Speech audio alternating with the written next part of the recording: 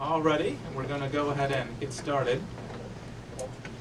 This is a bit of a different one. I guess they're all different. We seem to integrate new technologies. We're with University of North Carolina, Asheville, as well as J.P. Morgan Bank in Washington, D.C., and of course the AJC University in Zurich, Switzerland. And we're scrambling to make sure the technologies work, but we're told they do, and I think we're ready to get started with that. We're very pleased to have everyone here today into our seminar. This one is looking at both the Mayan prophecy about the question of will the world indeed end at the end of the current age in December, and we'll be looking in a much broader context of what are the implications of that, why do humans keep predicting the world's end with such regularity, and what's the symbolic nature of that.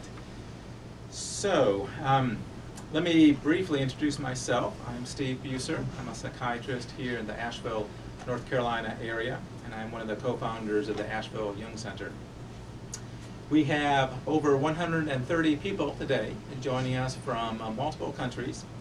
Those countries include Australia, Canada, Hungary, India, Israel, Ireland, Japan, Lithuania, Mexico, New Zealand, Norway, Slovenia, Sweden, Switzerland, the Turk and Caicos Islands, the United Kingdom, and the United States. And I'm told the Turk and Caicos Islands are in the Caribbean, or north of Haiti, Dominican Republic, if anybody needed to know, as I did. I had to Google that this morning. So again, we are very pleased that so many people are joining us from around the world. Do check out our website at ashevilleyoungcenter.org. There you'll find topics like today's seminar. You'll have archived, recorded versions. We have DVDs there, transcripts of many of the seminars, as well as a very active social media, blog, Twitter, and Facebook following.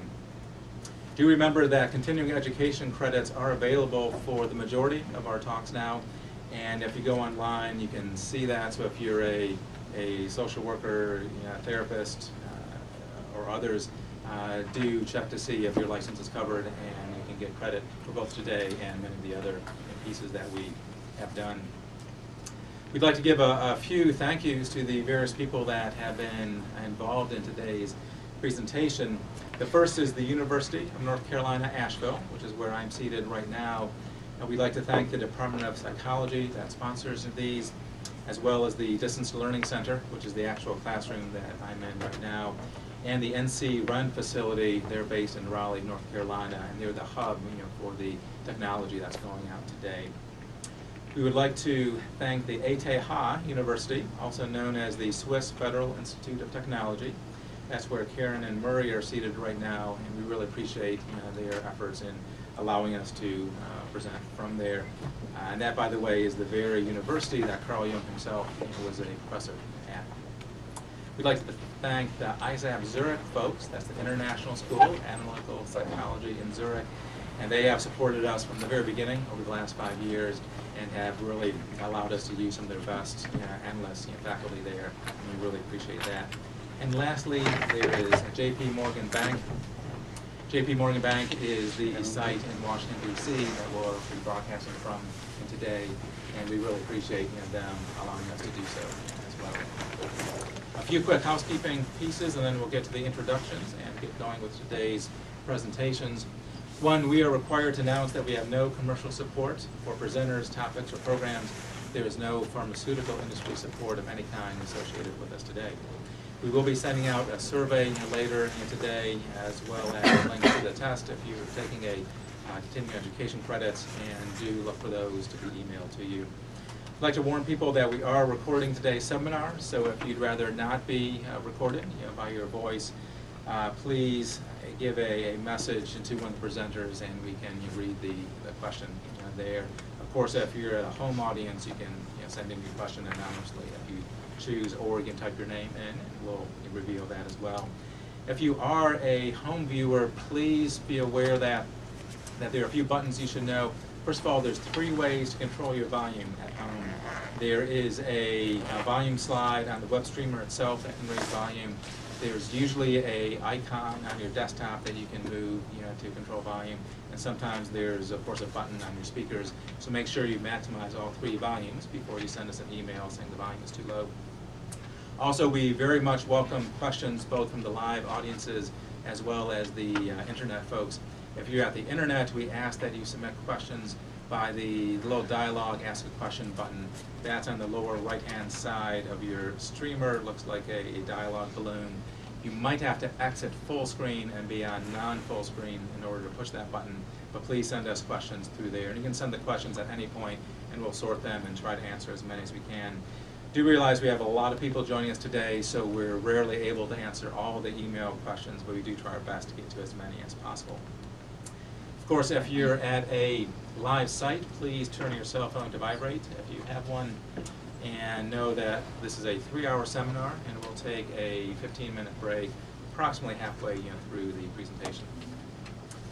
Okay, so on to the introductions, and then we'll have Zurich speak briefly first, and then Nancy. Murray Stein, most of you know he is our anchor presenter, has done the majority of our presentations so far. He is a very gifted teacher. I think you'll greatly enjoy him today. He is a past president and currently a supervising training analyst at IZAP Zurich. He is past president of the International Association for Analytical Psychology, and he's the author of numerous books and articles. Karen Journet is a psychologist with a focus on religion. She is a successful business consultant. She's a full Jungian psychoanalyst, and she also is the author of several books and articles. Nancy Swift-Ferlati is a Jungian analyst as well. She is in private practice in the Los Angeles area. She is past president of the C.G. Jung Institute of Los Angeles. She is also past president of the Philemon Foundation. She's a long-standing ARIS board member and has done extensive research in the Mayan culture and mythology. So we will turn over to Zurich briefly. Murray, I think would like to say a few words, and then Nancy will be getting going with you in just a moment with your slide presentation. So over to you, Murray. Thanks, Steve. The subject of large, massive cultural change is a topic that Jung addressed at a number of points in his career.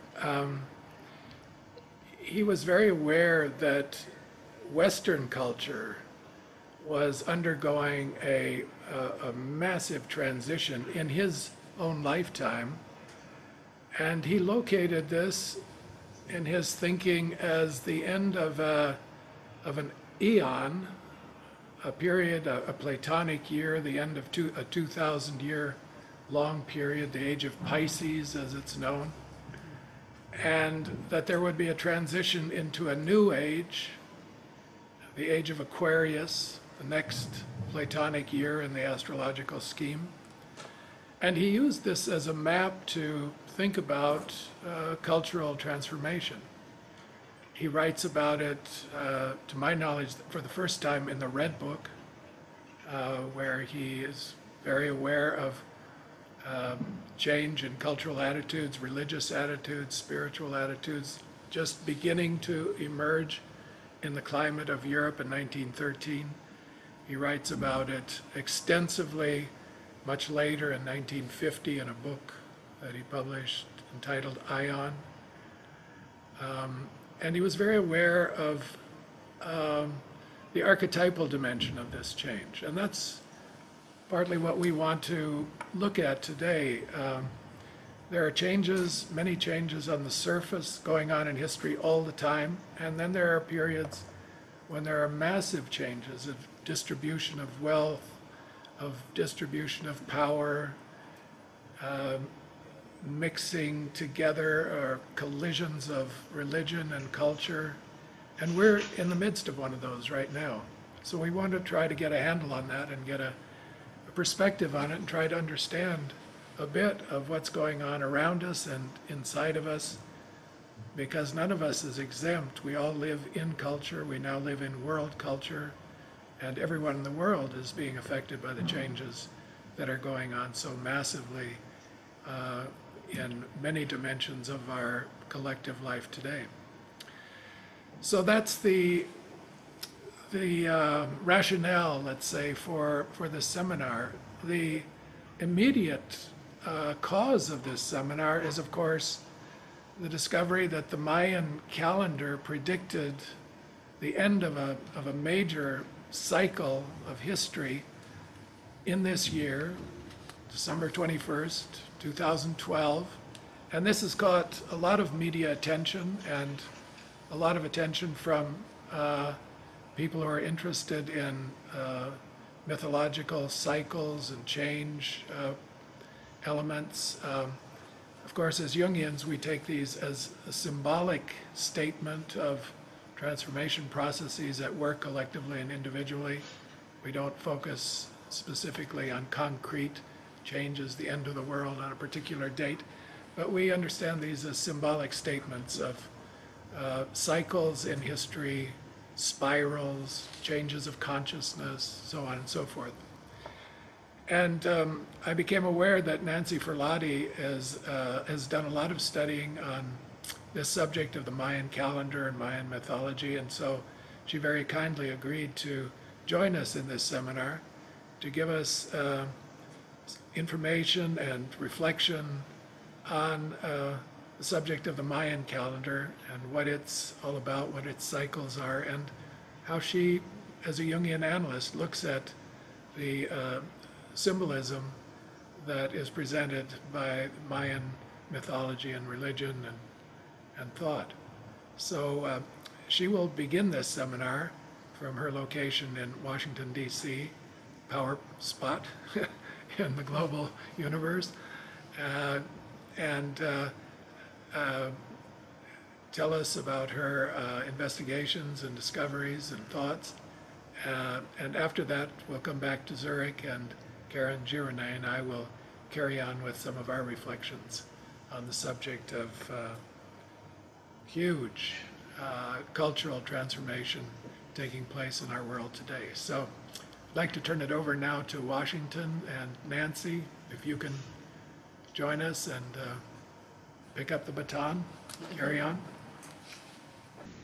Yes, I certainly can. Thank you, Murray, and hello to everyone out there. I'm going to be talking about or looking at the movement of the ions through the Maya concept of time and reality. We will start our journey back through the ions of time to Mexico in 1521 at the conquest of the Aztecs by the Spanish conquistadors. It was the height of their civilization, yet their divinatory calendar foretold a change in the ions. An Aztec poet captures the wailing laments of the defeated, caught in an unfortunate and tragic moment in history. Not so dissimilar to the current fearful voices warning of Armageddon. And this is the poem he wrote. Nothing but flowers and songs of sorrow are left in Mexico, where once we saw warriors and wise men. We know it is true that we might perish, for we are mortal men. You, the giver of life, you have ordained it. We are crushed to the ground. We lie in ruins. There is nothing but grief and suffering in Mexico, where once we saw beauty and valor. Have you grown weary of your servant? Are you angry with your servants, O giver of life? Next slide, please.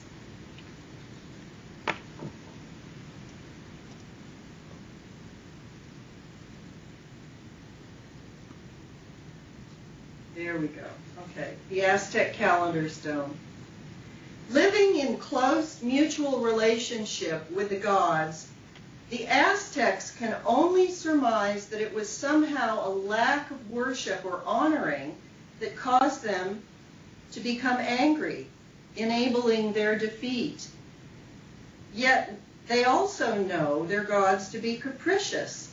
Their religion, now called mythology, clearly lays out the interrelationship between humans and gods who themselves were sacrificed to set the sun and moon in motion. 4 races of beings were sequentially created to honor the gods through mutual rituals and sacrifices. And when they failed, their worlds were destroyed. We are the race created in this 5th world, which came to an end for the Aztecs in 1521. Next slide, please. This poem, reflecting the Aztecs' dismay and sadness after the conquest by the Spaniards, well, in this poem, they realized that the balance between humans and gods had shifted. Moctezuma II, the king of the Aztecs at the time of the conquest, was familiar with the lunar divinatory calendar and was aware that the end of the cycle was approaching, a darkening of their temporal world. Next slide, please. At that time of darkness, it was believed that Quetzalcoatl, the savior god of light, would reappear. These are images of Quetzalcoatl that you're seeing on the PowerPoint.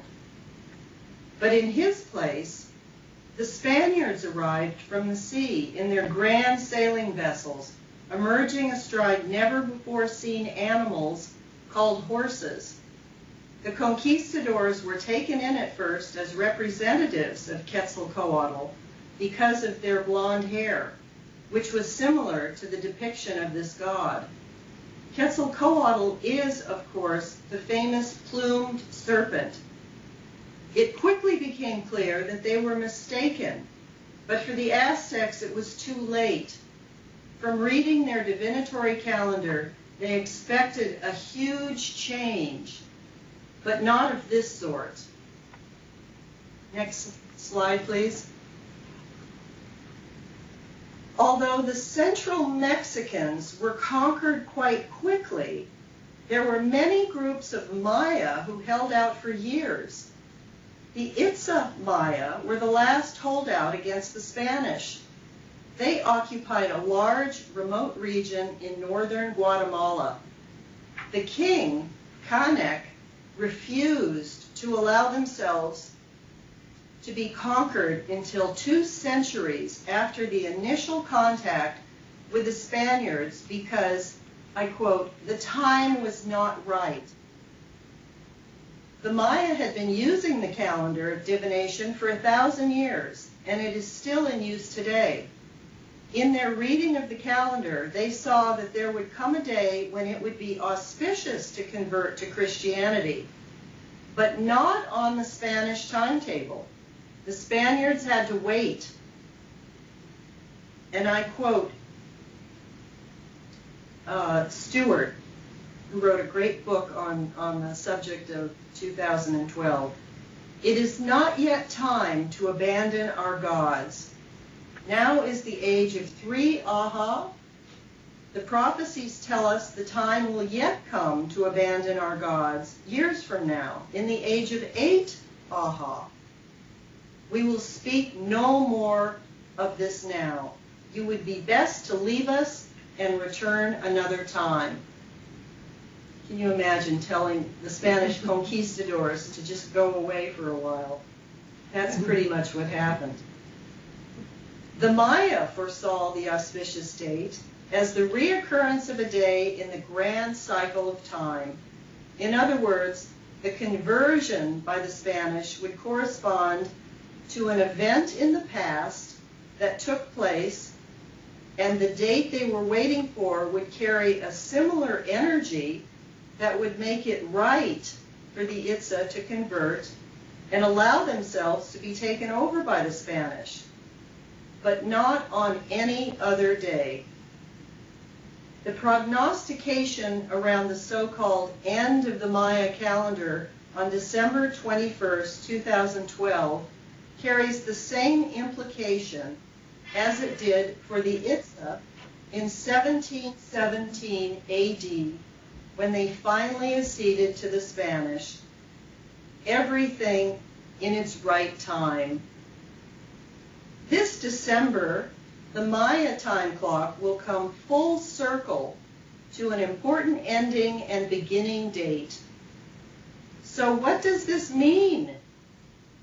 It is quite complicated to explain, but I'll try to simplify and start from the beginning. Next slide, please.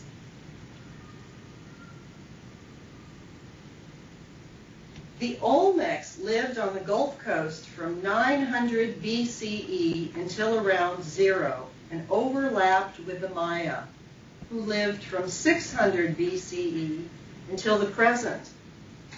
The Olmecs were the primogenitors, developing the system of counting time and the basic calendar. The Maya developed it further into a sophisticated combination of two intersecting calendars, one for telling the past and future, which was the lunar divinatory calendar called the Tzolk'in, and the other, the solar calendar called the Hab, containing the monthly agricultural rituals necessary to maintain the proper relationship with the gods to ensure sufficient harvests. Next slide, please.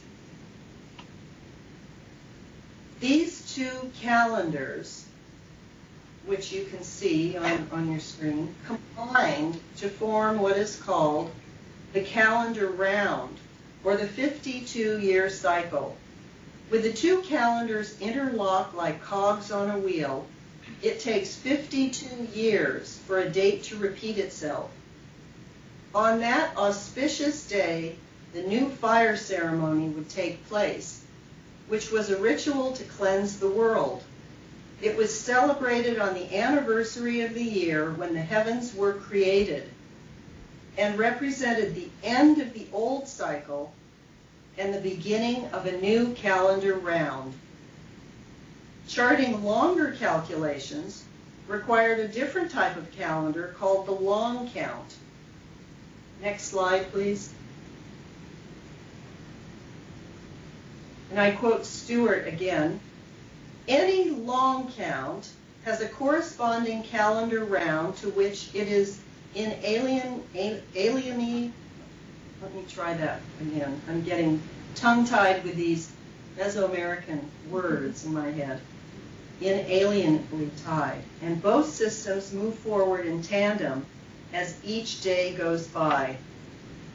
This allows calculations back to the mythological beginning of our fourth world, the 0 date, which corresponds to August 11, 3114 BC, the Maya, which is the Maya base date of creation, which took place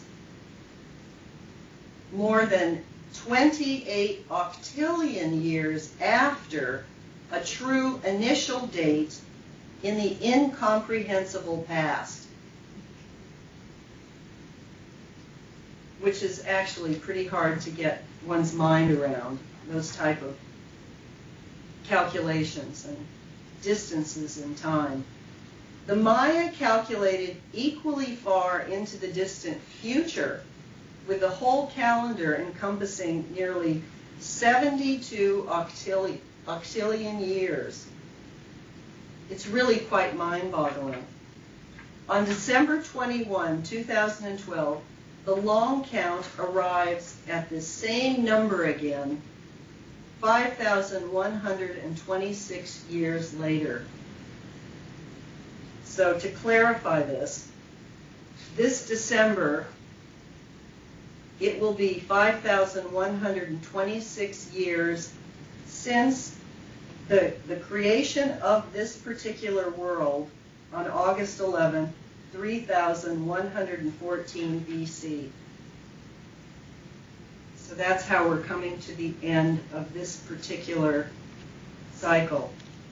All this looks like a linear progression of time, but rollback loops are built into the system, making it circular. The upcoming December date is one of these rollback loops that mathematically represents a predetermined reoccurrence of the date of the creation of this world.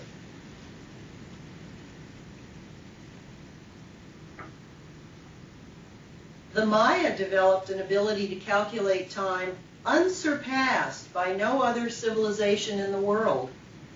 They discovered the concept of zero, but for them, it was not an empty placeholder. Instead, it was a place that was considered to be full and completed. Only in the 8th century AD did the Hindus arrive at this concept of zero. Granted, it is difficult to get our minds around these long calculations, since we tend to live within our ancestral lifespan, within historical time. Yet modern physics and cosmology now speculate on the cyclical models of the universe and the notion of multiverses rather than just one universe, pushing the idea of time and space further than our current simple conceptions. These paradigm shifts come close to the Maya conceptions of reality, believe it or not.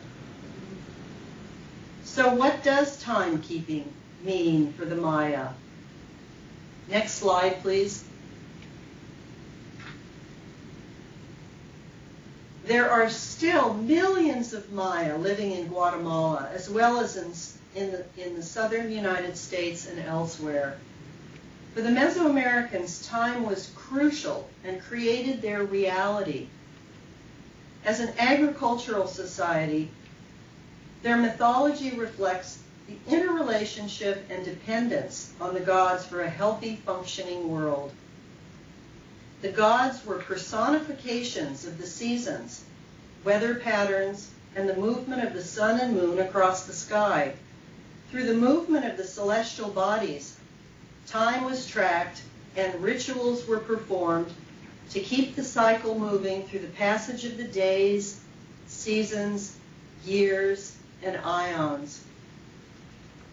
The survival of the group depended on knowing when to plant, when to cultivate, when to harvest, and having plenty of water for fertilization. The movement of the sun across the horizon was traced from its birth to its death as it rose in the east and descended in the west at dusk, entering the underworld.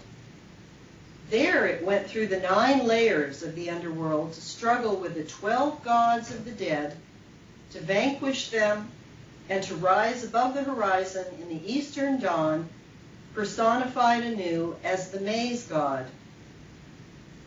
Only then were the sun and moon ready for another day. This daily life cycle mirrored the Maya creation myth. You can understand why Shak, the rain god, was so important to them. Now we'll move on to the next slide, please, which is the maize god. Humans continued reenacting the example of the gods through their rituals. This process was not linear, but cyclic, repeating itself endlessly and represented the intersection of temporal and sacred time. Mircea Eliade explains. Next slide, please.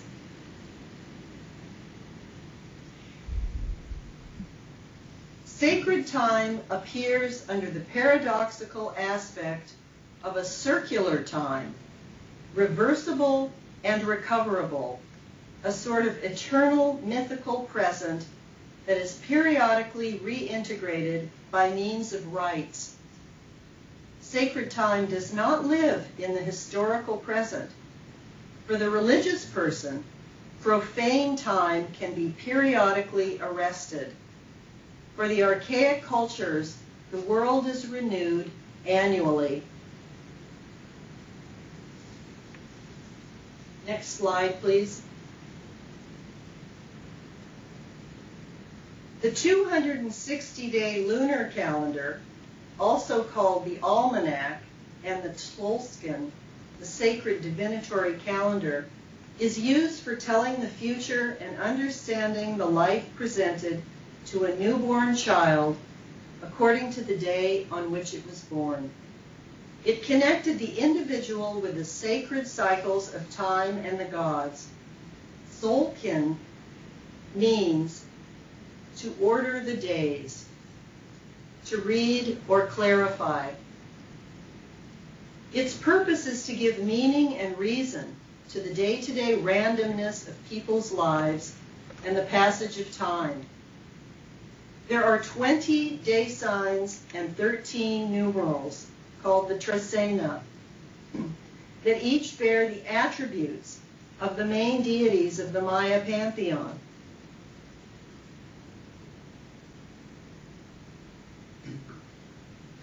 The numbers for counting are based on 20, not 10, as in our system.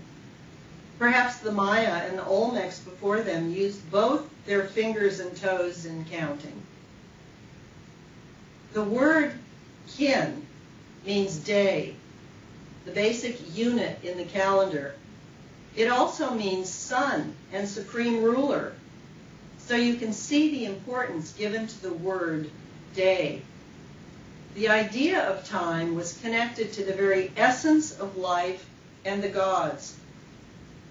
Leon Portilla tells us that in computing periods of time, the priests endeavored to predict what would be the acts of the gods, to predict the nature of each deified moment. Next slide, please.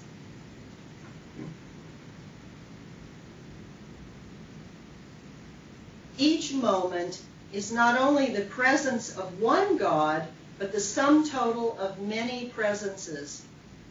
The deities of the numbers, of the days, of the months, of the years, and other time measurements come together in different points of arrival throughout the cycles.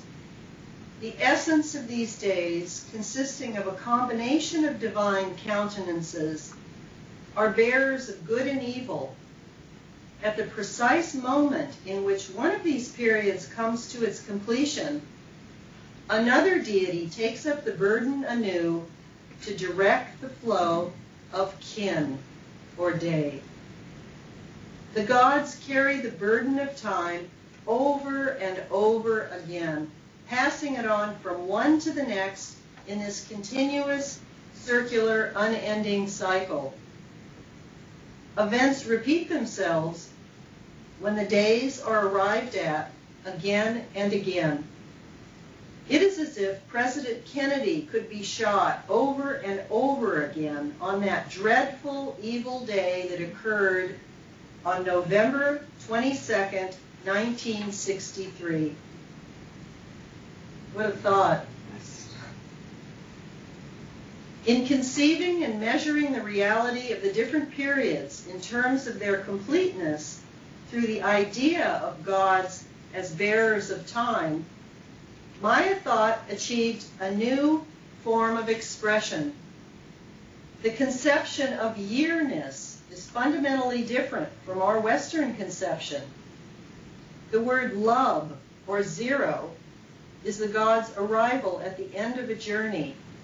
It means the termination or complete count in the Maya language, the moment of weariness. Measures of time are moments of repose, completion, endings, and beginnings that coincide. The passage of time consists of arrivals, relays, and departures of divine forces.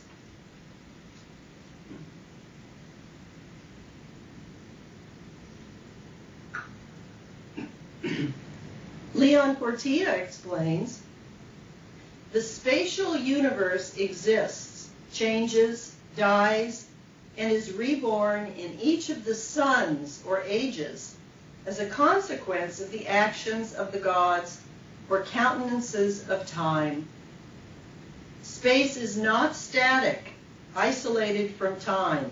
Space becomes inconceivable.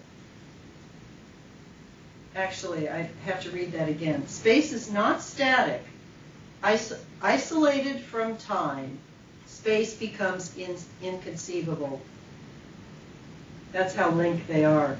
In the absence of time cycles, there is no life, nothing happens, not even death. Next slide, please.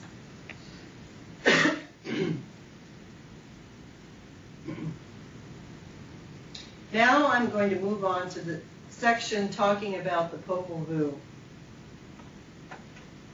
The concept of the changing of the ions is reflected in the Quiche Maya creation myth, the Popol Vuh, also called the Book of Counsel or the Dawn of Life. It lays the template for time and space in the Maya conception of reality. Next slide, please. Their worldview consists of, first of all, the fivefold structure of material and spiritual space with the four directions, and the fifth at the center as the access mundi or world tree. Number two, their strong belief in the importance of the ancestors. Number three, the belief in the one in many principle of divinity, that the one God has many different manifestations.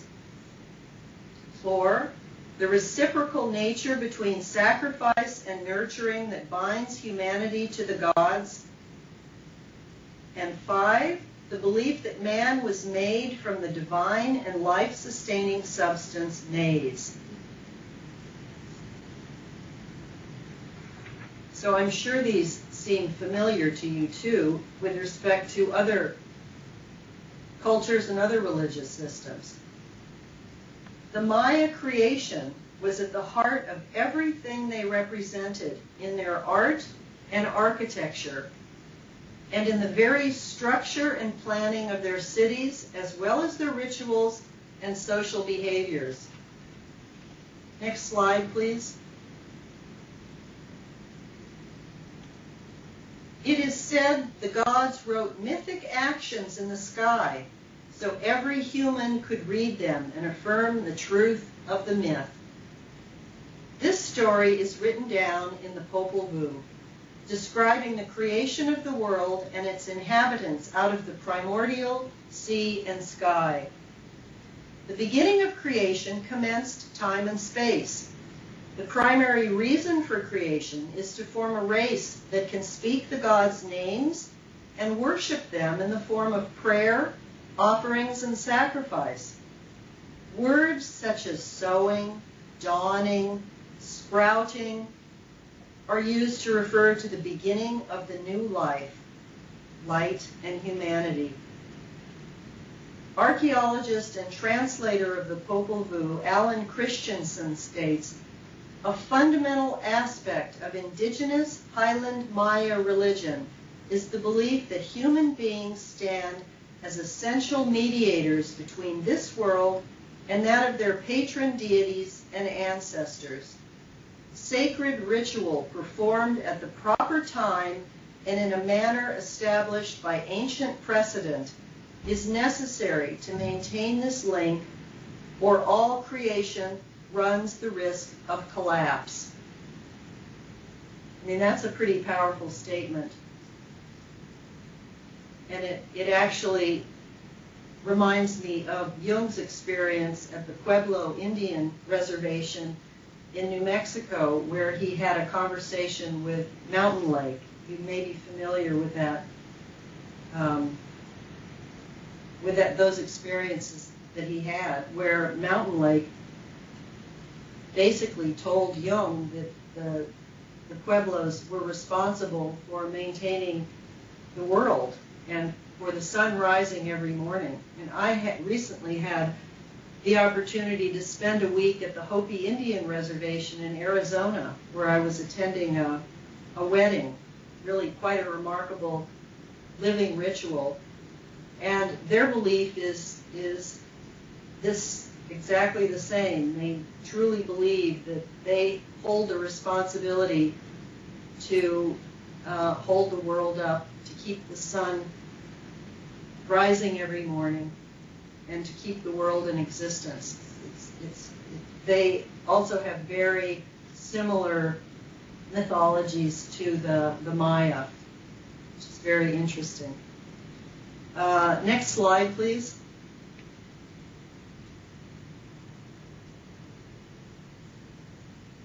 The creator gods want humans who are capable of pondering, compassion, purity of being, humility, truth, clarity, and light. This gives a sense of what was of high value in the Maya culture. The framer and shaper created and destroyed the world 3 times until they got it right the 4th time. Next slide.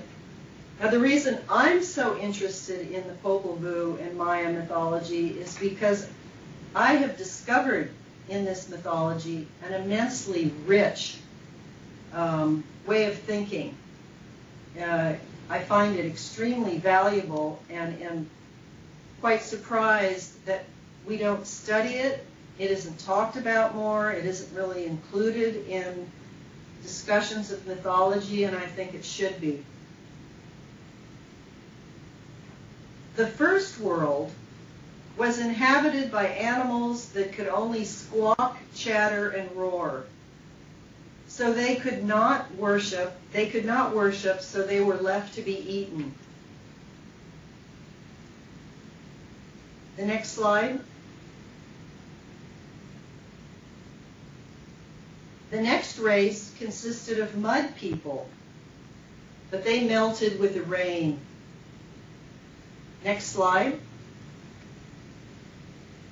The third were the wooden effigies, but they did not possess hearts or minds, and because they could not remember the gods, they could not worship properly. They were destroyed by a great flood. The final attempt was set in motion by 2 sets of hero twins who managed, through increasing consciousness, to defeat the powers of the underworld and from there to effect the transformation of the new god image, the maize god. It was then that humans capable of properly honoring their gods were created. They were made from the very life substance of the maize itself. We live in this 4th world, which began on August 11th, 3117 BC, with the transition to the 5th approaching on December 21st, 2012. On that day, the archetypal time bearer, 4 Aha 8 Kumku, will arrive and pass his burden onto 4 Aha 3 Kankin, like runners in a relay race. Next slide, please. Now I'm going to talk about some apocalyptic views. The conquest of Mexico was certainly an apocalyptic event for the Aztecs and the Maya. Yet for them, it seems these endings leading to beginnings are built into their very way of thinking about life. Marcea Eliade elaborates on this concept. Apocalyptic doctrines appear in times of perceived decadence, of the triumph of evil and darkness over good. This precedes the change of Ion and the renewal of the cosmos. Edward Edinger says in his book, The Archetype of the Apocalypse. Next slide, please.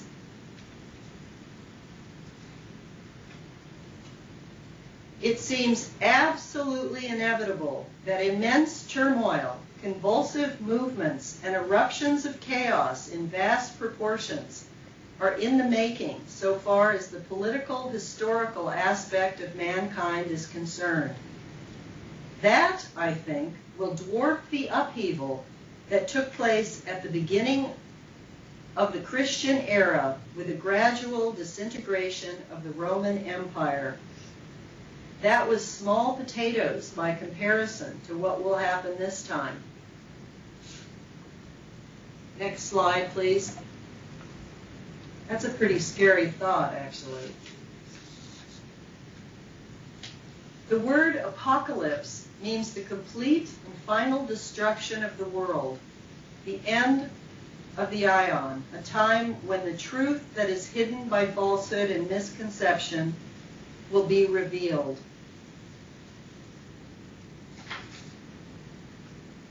Another definition, actually from historian Elliot Wolfson, he defines apocalyptic as the revelation of divine mysteries through visions, dreams, and the paranormal states of consciousness. This hidden place of truth sounds quite like what Jung calls our shadow. As he emphasizes, when we are not conscious as individuals and as cultures of tendencies that are hidden and destructive, they are easily projected and acted out onto others. The decadence and sin referred to in the Bible, in the Maya text, and in the Aztec poem give the gods cause to destroy humanity that no longer properly honors them. In other words, a humanity that does not realize this, does not realize that this is really a psychological dilemma. The ions of Pisces, the 12th house of the zodiac, drawing to an end and cycling back into the first house, Aquarius, was of great interest to Jung, as Murray referred in his introduction. This archetypal shift indicates that we are transitioning from the archetype of the fish submerged in water to the water bearer of Aquarius, where the challenge is now to develop our own relationship to the gods and to maintain it as consciously as the Maya did through their ritual calendar and attention to the sacred. This shift will not be easy, and as Jung said, it might take 300 years. Transitions are periods of chaos, uncertainty, and suffering. All around us we see war, destruction, decadence, amorality, depression, and a deteriorating natural environment. One feels it deeply and sees images of this destruction in dreams. Jung compares the horrors described in the apocalypse with our current world as we hang suspended between ions. Next slide, please.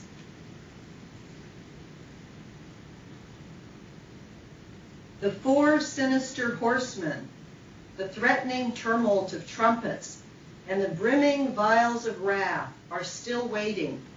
Already the atom bomb hangs over us like the sword of Damocles, and behind that lurks the incomparably more terrible possibilities of chemical warfare, which would eclipse even the horror described in the apocalypse.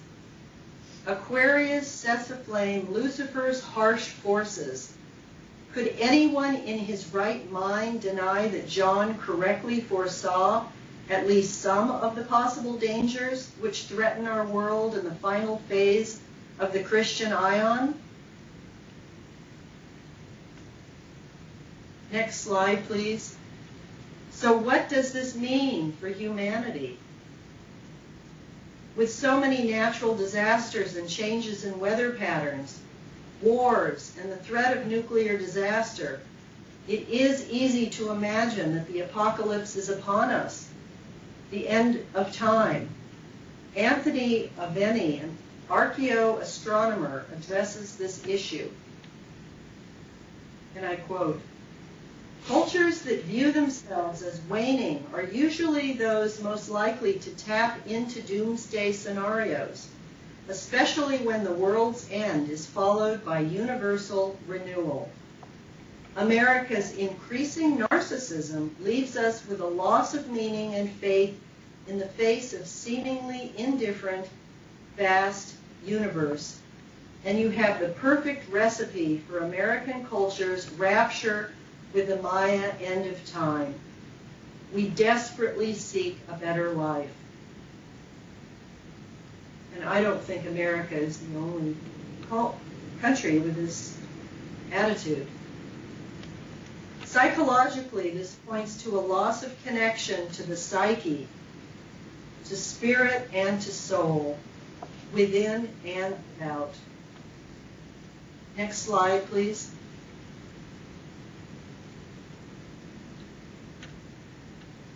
We have lost our way from our inner and outer nature, and collectively hope some outside force will emerge to repair what we destroyed.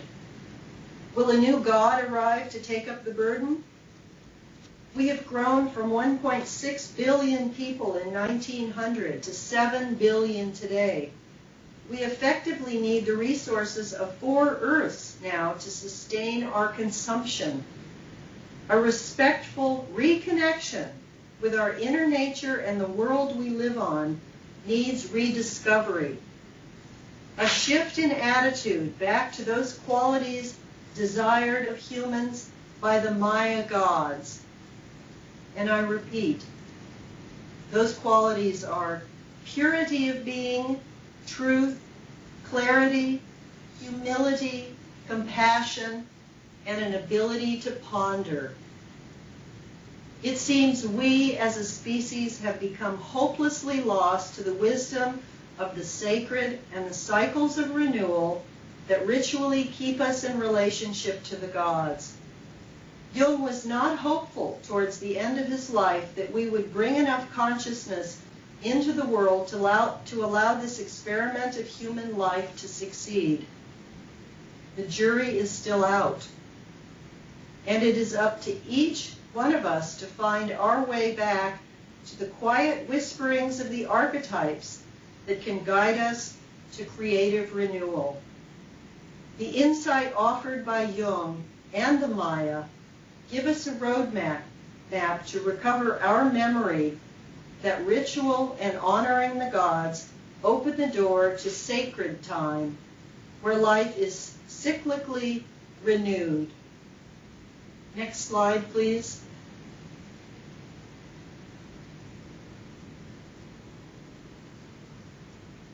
This is an option, the apocalyptic view of our planet, or, next slide, please, and let's move on quickly, hope for a renewed world. Thank you.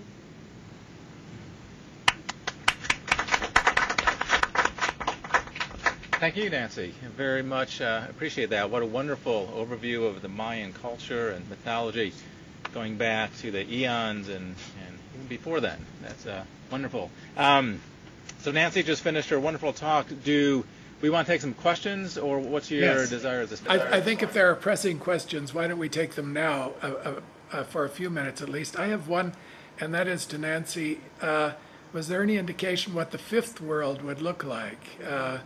We're ending the fourth world of the Mayan cycle, the human, the Mai's people, that's us. What happens in the fifth world? Well, I actually have a little appendix here that explains the shift from the current archetype to the new archetype, and I'll just read that quickly. So everybody wants to know, what does the changing from one god to another mean? And so as best as I can guess, I'm definitely not a Maya timekeeper, so this is truly a guess. But when we look at the divinity archetype that has carried the burden of time in this world, which is 4 Aha, 8 Kumku, it carries energy of the radiant presence of the sun that encompasses the cycles of time. Aha, you see, it's a combination of all of these together that creates the essence of what it means. Aha is the last day sign, similar to the new god. The number 4 represents an old sun, yet related to the young maize god, an ideal of beauty. Kumku is the 18th month, the last before the 5 unlucky days at the end of the year, and it represents the god of the corn bin the symbol of the celestial dragon monster portraying its connection to the all-important divinities of water. It is an ending of sorts, and we see contained within this mix the energy of death and sacrifice and the divinities of water to whom many sacrifices are made. The new god taking over the burden on December 21st is 4-Aha 3 Kankin. And we have the similar energy of the Lord, radiant presence of the sun in the last day, with 4 again as the young maize god. But this time, Kankin is represented by the snake, sky, and a precious yellow sun related to the south. The south and yellow represent death. It is also the face of the god in the underworld. It represents the 14th month, which is the god of death, and the old sun who encompasses the cycles of time. Can represents ripeness, the young maize god who brings abundance, food offerings, while Kin is the day or sun. And the number 3 represents the deity of wind, rain, and life. So putting that all together, blending these energies, you get the flavor of the world that we're approaching, the so-called fifth Maya world. And the predominant energy seems to be shifting from sky to underworld, where sacrifice seems assured, and the growth of the new is possible. In Maya mythology, it's the underworld where transformation takes place. That is where the new corn seed sprouts and begins to grow. The shaman and heroes return to the underworld, the womb of the Great Mother, to be renewed. So perhaps in this newly emerging world, we will descend from our egocentric, vainglorious positions of power and return to the source of all life through a connection to nature. Perhaps we just might save this precious earth of ours and ourselves along with it. So that's about as close as I have understanding of that. Thanks. Well, good. Well, we've got one question in Asheville we might ask in a moment. And Zurich, if you have an audience there, we can open that up. And Nancy, I don't know if there's many people there, but if anyone there would like to ask a question in a moment, they will have the opportunity to. Len, do you want to ask a question? Yes. Thank you very much, Nancy. And your last remarks actually were a good segue to my question. I don't know how well known this is, but when maize began to be used in the rest of the Americas and across the world, it turned out that the Maya had a very particular way of preparing it that included soaking it in alkali, adding ash to it, and as a consequence, that freed up the B vitamins in it. So as that food source went around the world, it actually initially produced a condition called pellagra, the deficiency state.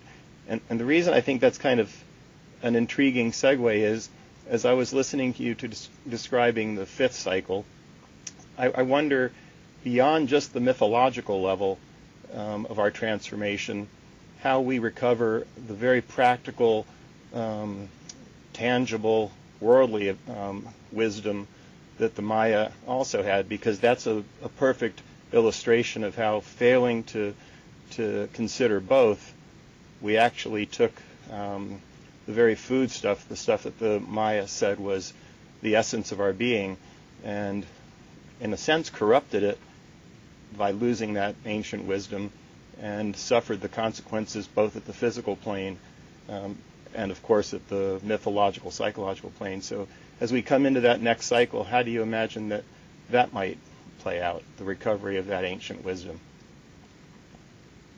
Well, that's a very important comment. Thank you for that.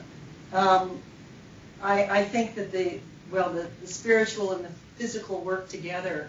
The spirit and matter absolutely work together, and one informs the other. And I think you bring a perfect example of that, how the ancient wisdom brought the wisdom of understanding how to nurture the physical body also.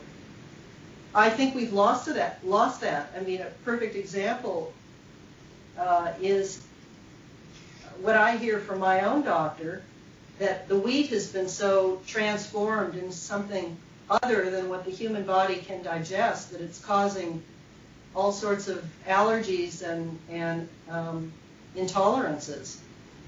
And I think that it's once you move away from the connection to the rituals and spirit and tradition, you move away from what's good for not only nature itself, but our own animal. Thank you. Yeah, good. Thank you. I hope we can bring both back. We need to bring both back. Mm-hmm.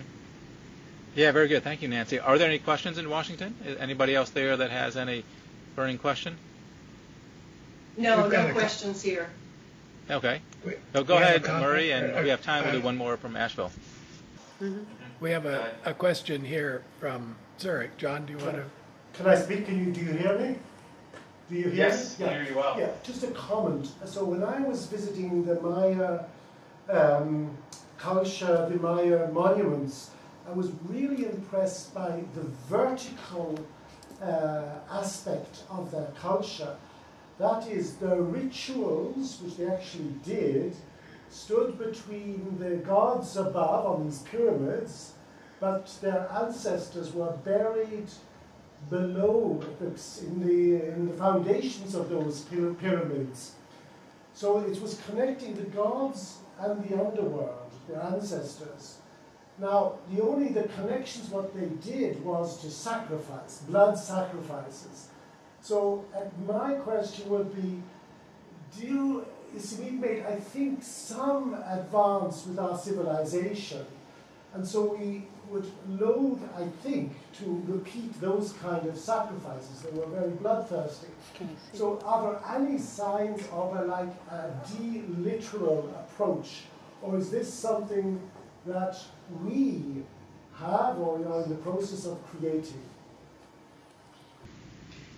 No, they clearly took it very concretely and very literally. But I have to kind of jump to the defense of the Maya here, which is also something that a lot of people don't necessarily differentiate the Central Mexicans from the Maya, or all those groups were so very different.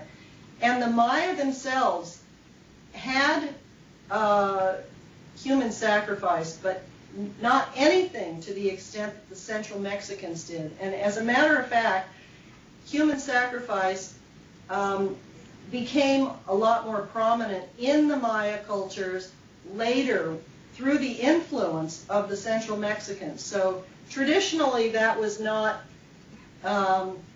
something that was as prominent as most people think. A lot of the ritual and the ritual sacrifice was non-human sacrifice. And of course, we know there was human sacrifice in the early Jewish culture and many, many cultures throughout the world. There was human sacrifice until that then became transformed into a symbolic sacrifice. And I think what we're talking about now clearly is the need for symbolic sacrifice. We cannot transform as an individual without sacrifice. Certain aspects of our personality that are not beneficial to us need to be sacrificed through the process of analysis, which anybody who's been in therapy or analysis knows that they have had to make those important sacrifices. And I think that's on the individual level, but it also is important on the cultural level, that it not be taken literally, but it be taken symbolically and metaphorically. Thank you. Yes, thank you. Good to see you, by the way. Good to see you, Nancy. Yeah. And same thing, John. I was glad to see John Hill there as well. John's done some presentations with us and did an excellent job. We have a number of students here at UNCA. Any quick question from the students? Anybody here? don't feel that you have to, but any hands going up? Okay, no more questions here. Zurich, feel free to entertain any other questions and or proceed with the next presentation. Well, I think we'll go ahead, Steve, and Karen and I will kind of share the space, and what we have in mind is speaking about the transformation process. Kind of structurally how it might evolve. The sacrifices come up, death has come up, rebirth has come up, and we'd like to organize these themes into 3 parts: death, birth, and what happens in between. Karen Girnet is a colleague of ours from Holland. She's a Jungian analyst there, and she and I have done some work together previously in psycho-spiritual development seminars for executives, and I've worked with her on a number of occasions and really have appreciated her spirit and her presence and her depth. She has a background in religious studies, a PhD in religious studies. She's a very advanced Sufi mistress. She's worked extensively in business circles with an institution vice president of De Bach in Amsterdam, a large consulting firm in Holland, and she also has her credential as a Jungian analyst. So, a woman of many parts, and we've been talking to each other for some months now about this subject of end of the world, apocalypse, transformation, and Karen has quite a few insights into what might be going on in there and out there in the world, and so I would like her to begin and share some reflections. We'll start with the subject of dead and gone, as you can see on the screen. Endings, conclusions, death. Karen? Death, yes. Well, thank you, and it's nice to be here. Just to connect with Nancy's presentation earlier, what has come up, emerged in our conversations over the last period of time, bear similarities with some of the themes that you brought up, Nancy. So the notion of time as being a circular thing, and that there are stages in life, and that we consider levels of consciousness as a reality, and that transitions between these levels can be marked in significant ways, for instance through initiations, and that normally these transitions are experienced also as a crisis, and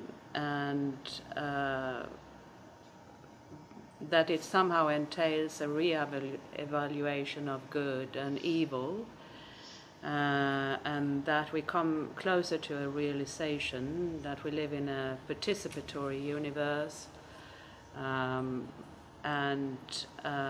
that we have the opportunity consciously to realize and become aware of and understand our direct relationship with God, or with the God within. Well, we will come back to all that, and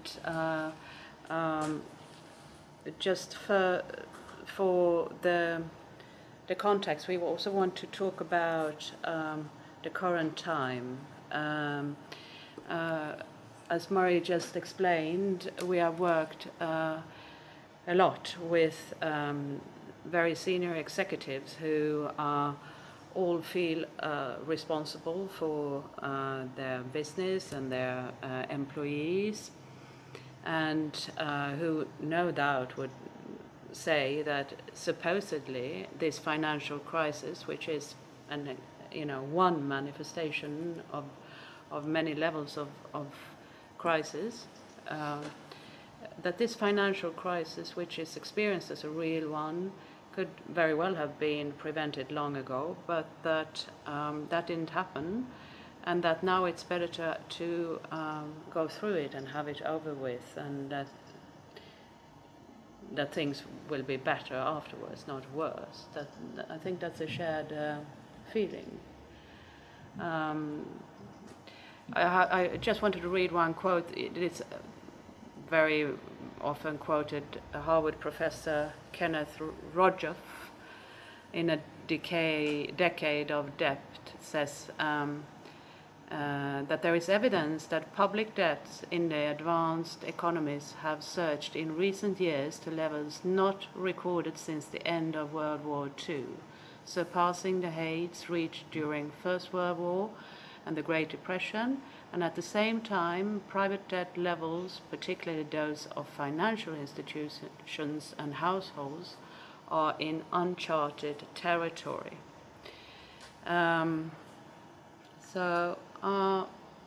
Once more coming back on what we have experienced,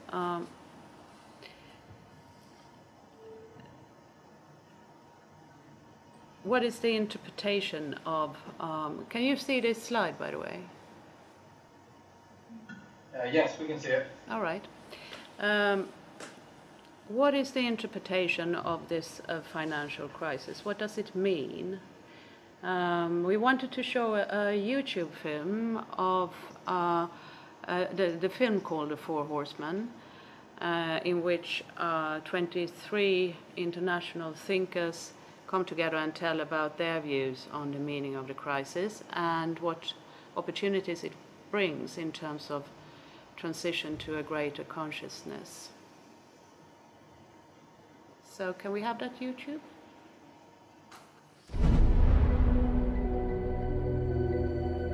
We have actually privatized public functions. The ultimate public function is the war power, and we have now privatized that. We economic hitmen have created the world's first truly global empire. This is about corporations. And this is old-fashioned or refashioned corporate welfarism. Why do we live in a world where everyone speaks about freedom and the benefits of that freedom accrue to fewer and fewer people as capital and power concentrates? The people who are losing because their investments are wiped out and because their savings are wiped out are losing because they were part of a society that went down the wrong track. Most societies have an elite tries to stay in power. And the ways they stay in power is not merely by controlling the means of production, to be Marxist, i.e. controlling the money, but by controlling the cognitive map, the way we think. We teach our economics in a way that assumes this very neat, simplistic, almost psychopathic individual. They're getting away with all kinds of legal thievery. People are beginning to get angry, but not nearly enough.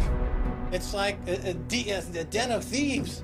It's one of the most, it's like Sodom and Gomorrah down there. You should not assume because you don't have a background in economics or in law that these issues are somehow too complex for you.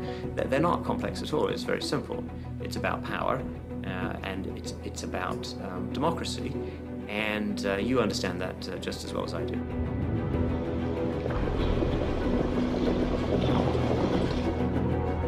I don't think there's anything deeper than what's on the surface. I mean, intellectuals have to make it look complicated. That's part of their job.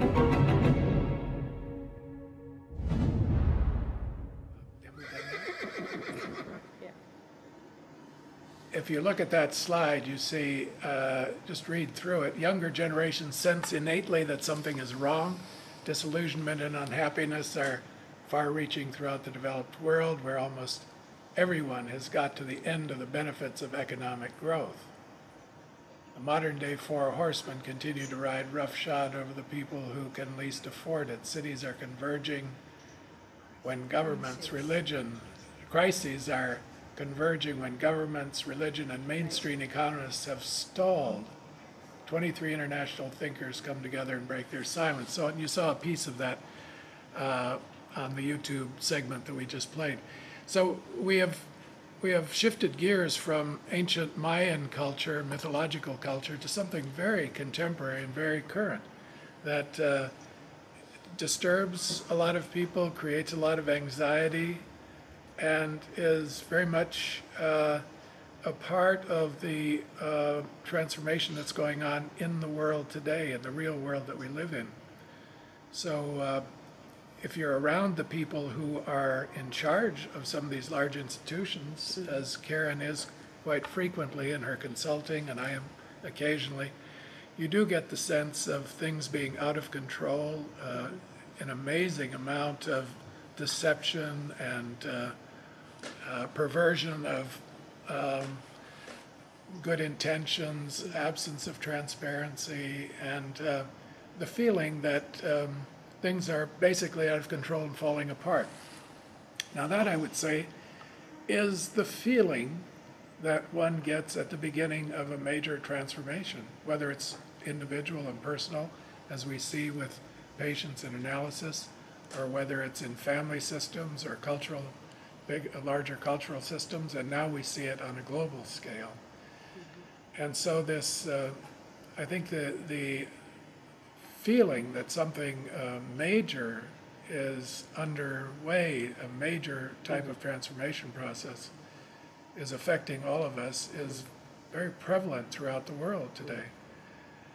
Everybody has a bank account practically. Well, not everybody, but a lot of people do have bank accounts. A lot of people have credit cards.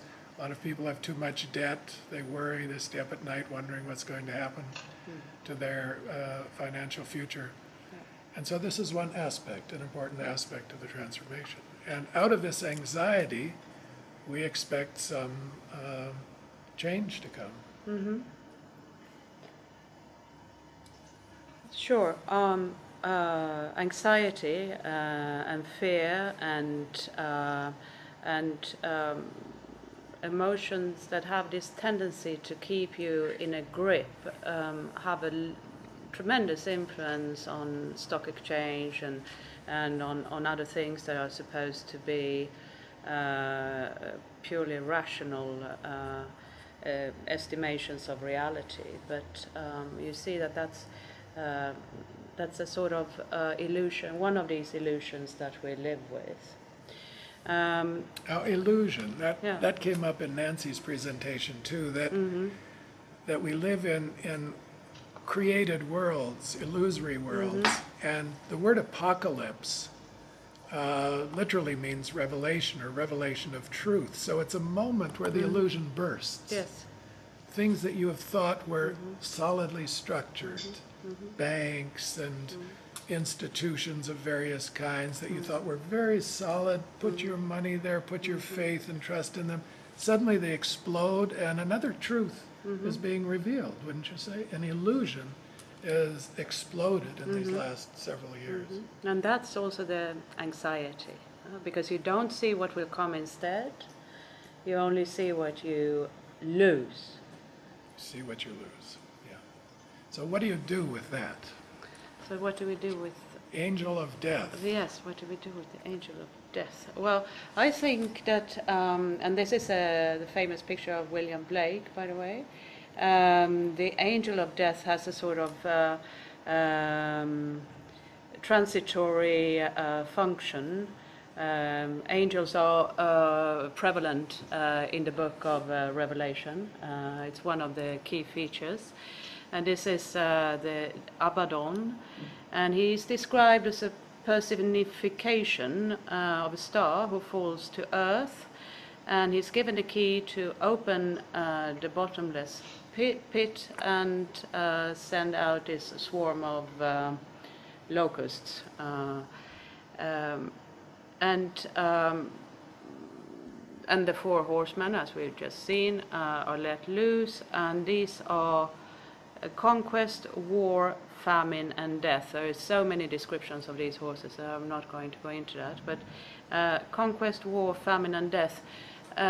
these are the things that people are very, very afraid of, and they are very much a reality, although we don't see it and think too much about it. We can live quite well with it, actually. Some people can. Oh, well, it's happening all the time. But it is, and, Yes. and we're surrounded by it. What are the conquest? I mean, you know, there's war It's a everywhere, mindset. huh? Yeah, conquest, war, famine, worries about food, enough food, And enough water. the water crisis. So we're surrounded by anxieties of this kind. So when these forces are let loose from the underworld, it's not like they dawn on us for the first time. It's here already. So what does it mean? As you said, it's technically it means the Book of Revelation means a revelation of God's will. So it's not some hidden knowledge, or it's not meant to remain unknowable, but it's a sort of opportunity to reassess what we consider to be good and bad. And here you see in this quotation Yes. from the book, Gospel of Matthew, Mm-hmm. judgment. I think that's also a part of this moment of realization. Exactly. Judgment, and I think Nancy mentioned awareness of shadow. You look back on your life and on your behavior, and you think, oh my God, did I miss the boat? Lo, I was hungry. I was thirsty, you gave me no food, you gave me no drink, I was a Yes. stranger, you didn't take me in, and you look back on your life in this moment of opening and truth and revelation. Without that, you can't go on. You have to see that. You have to see You it. have to see the truth. Yes. Yeah. And the truth is awful to look at Yes. in this moment of judgment. Yes. You see the shadow, you see your egocentrism, selfishness, your lack of capacity to Compassion. extend Yeah. a compassion, empathy. There you have it. That's the judgment. But this is a cleansing judgment too, isn't it? I mean, you see to the bone. Yeah, but there is such an awakening. I see only in the past 10 years that there is such increase in acceptance for the fact that natural resources are limited, and that new forms of governance are needed, and that the world is changing in a structural way. You need to develop other qualities. People talk openly about it in a way that would not have been possible some time ago. For instance, in the Netherlands, there is the circle economy. It's an initiative of very high-profile business people who invest in a green circular economy. We are also part of In Claritas. It's an international group of academics and professionals and business people seeking in an emergent new forms of governance. There's so many initiatives that would have been unthinkable 1 or 2 decades ago. So you bring up this issue of forms of governance.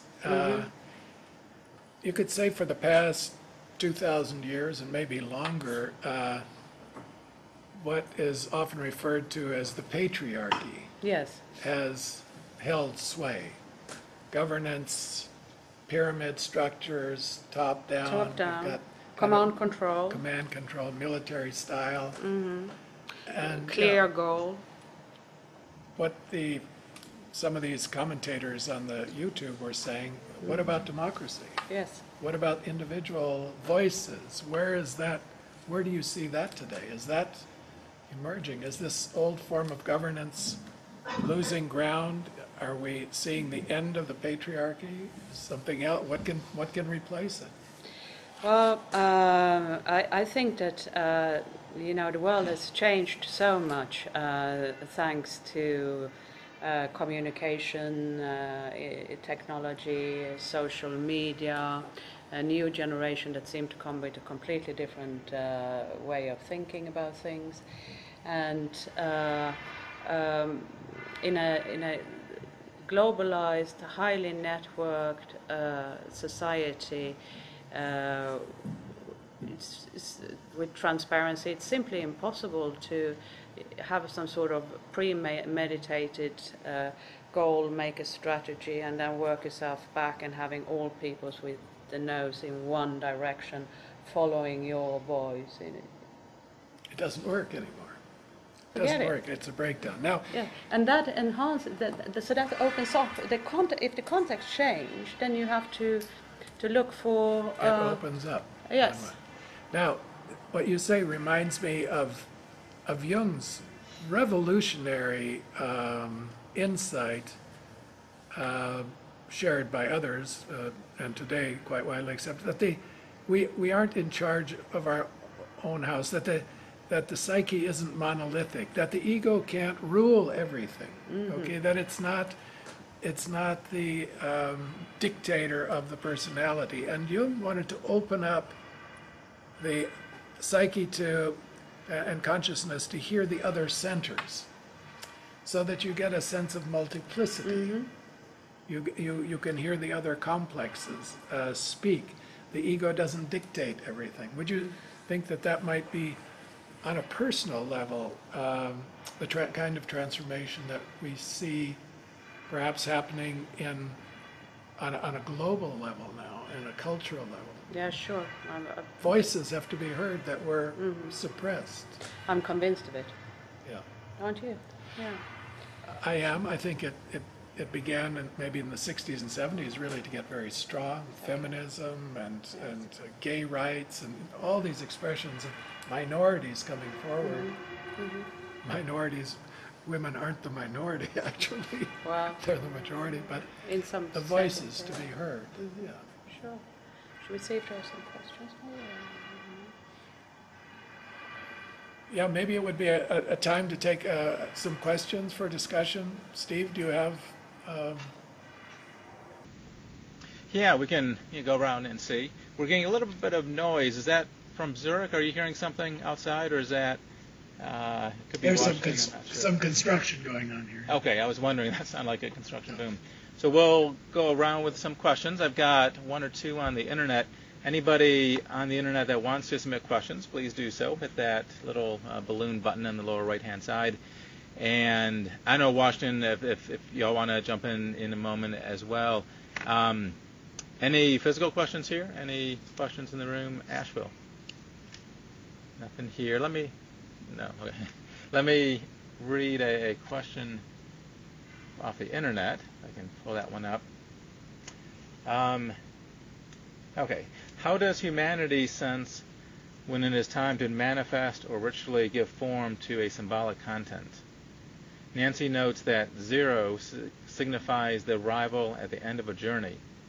In 1945 and 2001, humanity produced the image of Ground Zero in connection with nuclear bombs and the terror attack of 9/11.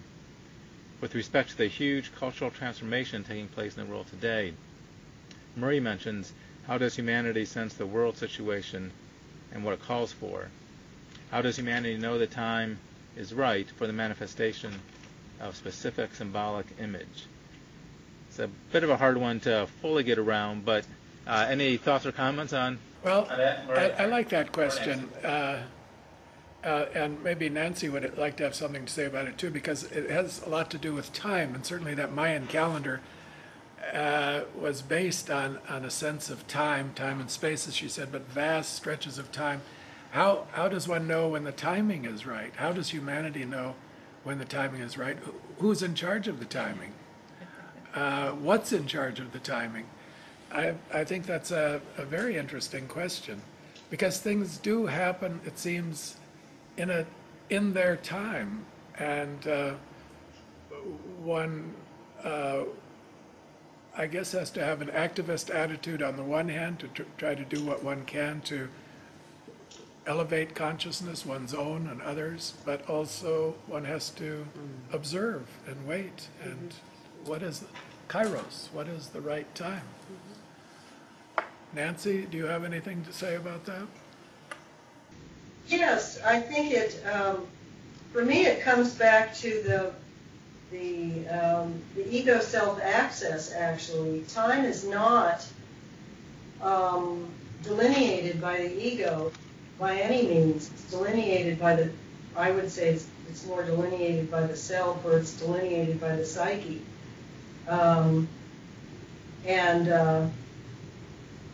That corresponds in my way of looking at it to the Maya conception of time, that it's laid out by the archetypes, not necessarily by the ego. So that obviously makes it very uncomfortable for us because we don't have direct control over it. It happens to us. It's outside us.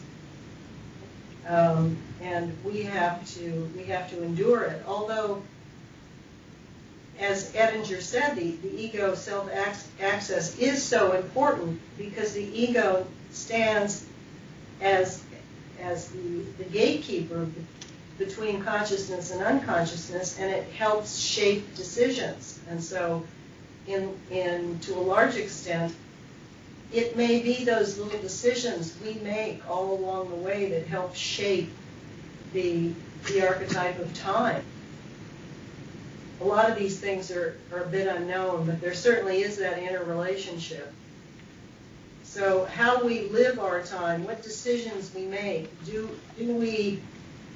where does this impetus come from to create such a bomb? Where does it come from, the need to explode it? That has to filter through the ego some way, and yet the forces are so much greater. And I think that it just demonstrates how careful we humans must be, how considerate, how we really have to ponder, which is what the Maya gods wanted humanity to do, to really ponder our actions before leaping ahead and making decisions, because they can have a huge effect, which they indeed have had. But Murray, I don't, that's the chicken versus egg. How much of that influence really influences the archetypes? Well, I think that the Mayans had an exquisite sense of time based on their calendar, and they had seemingly the fortitude to wait until the time was right. I think most of our ego tendencies are driven by anxiety, perhaps, and we want to act too quickly. It's hard to wait for the right time.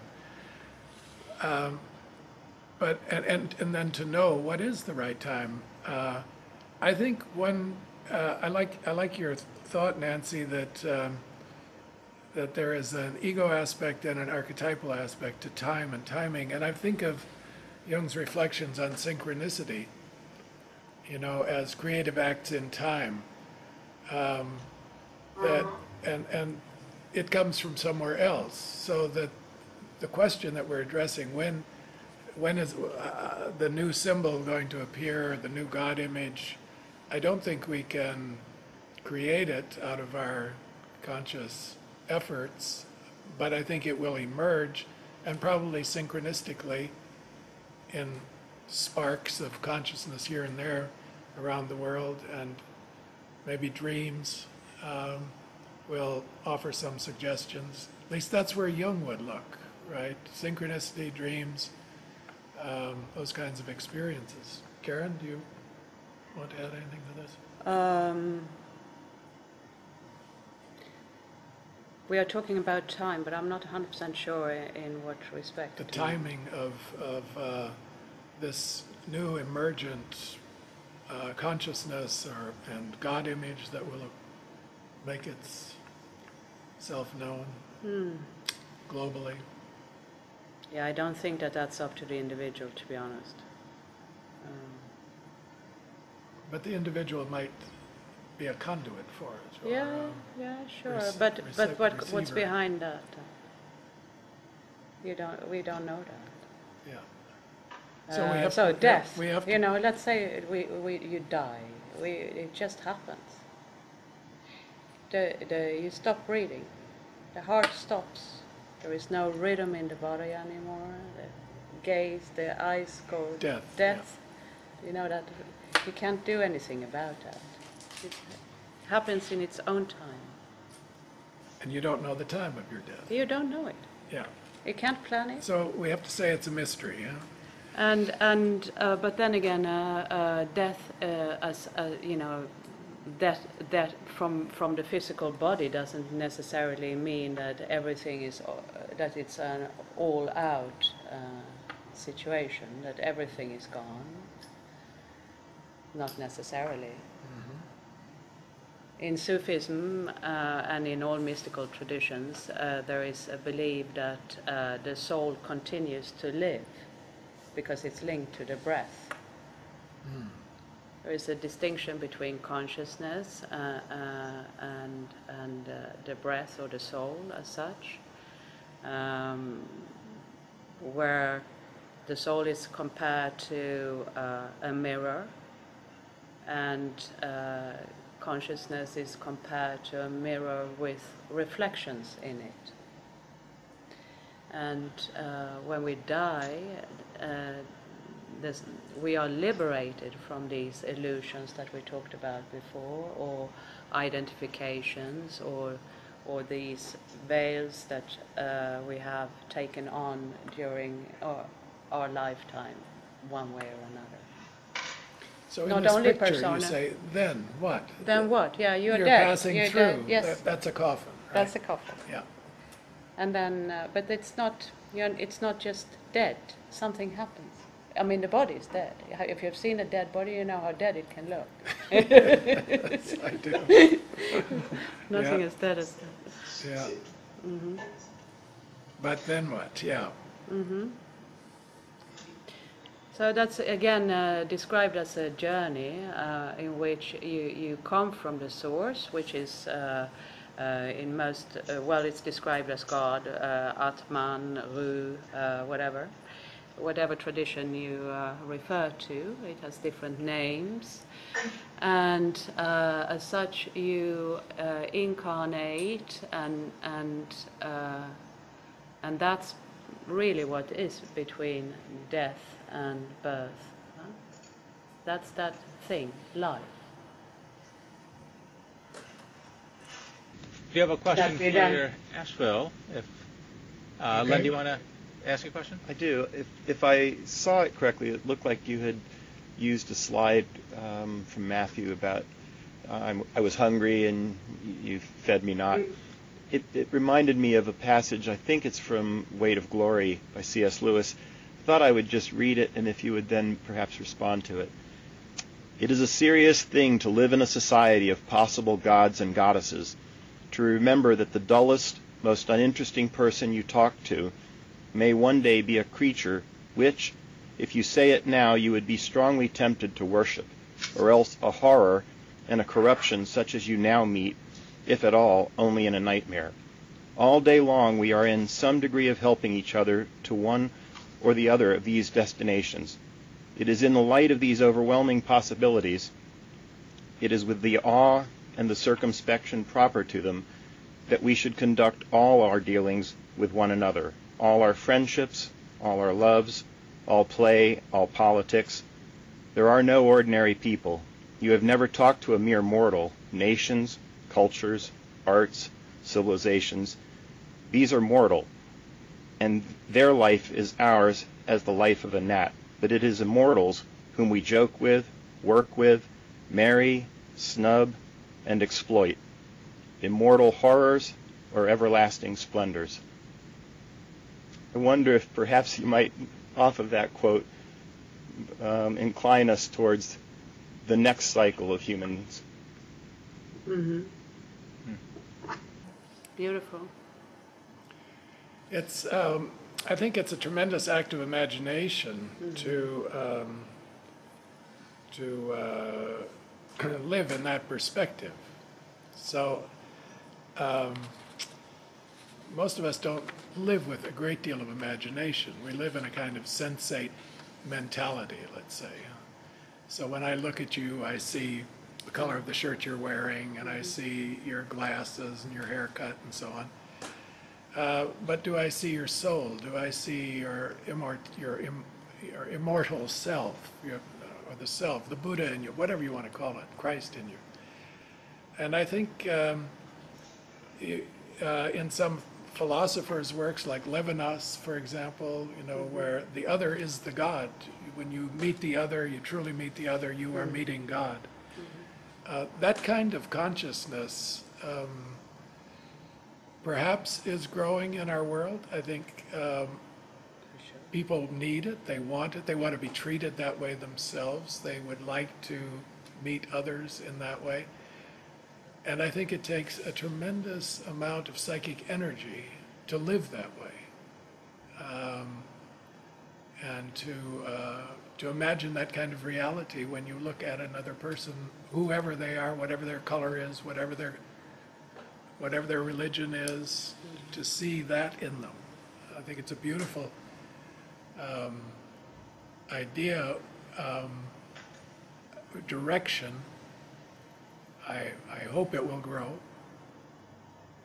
Maybe that will be the new state of consciousness that we're looking for. I think so. And Karen has practiced Sufism for many years. I think that's very much a part of that vision. Would you say? Yeah, I agree. Yeah. Murray, what you're talking about is projecting our God nature onto other people as opposed to projecting our negative, chaotic, destructive shadow sides. Also, yeah. Who you meet in the other is a part of yourself. They're also the other. But I think, this Martin Buber had this I-thou model. And if you look at that, he didn't so much have the notion of projection. He had the notion of meeting. But twined into that is his recognition that what you're doing is imagining the reality of the other when you meet the other. It's an act of imagination. And yes, you can imagine the other as a rascal, a scoundrel, a no-good, a horror, a threat, and then we say you're projecting. You're imagining a reality there that may correspond to something that really is there, but that is what you're going to be dealing with if that's what you imagine in the other. And so maybe becoming aware, that's really, I'd say, the Jungian approach, to become aware of what it is that we see in others, in the other, and to try to maybe look beyond that to another reality that isn't projected, that is a true reality of the other. Yeah, John. But also finding that God nature within ourselves is so important. Probably the first step, yeah.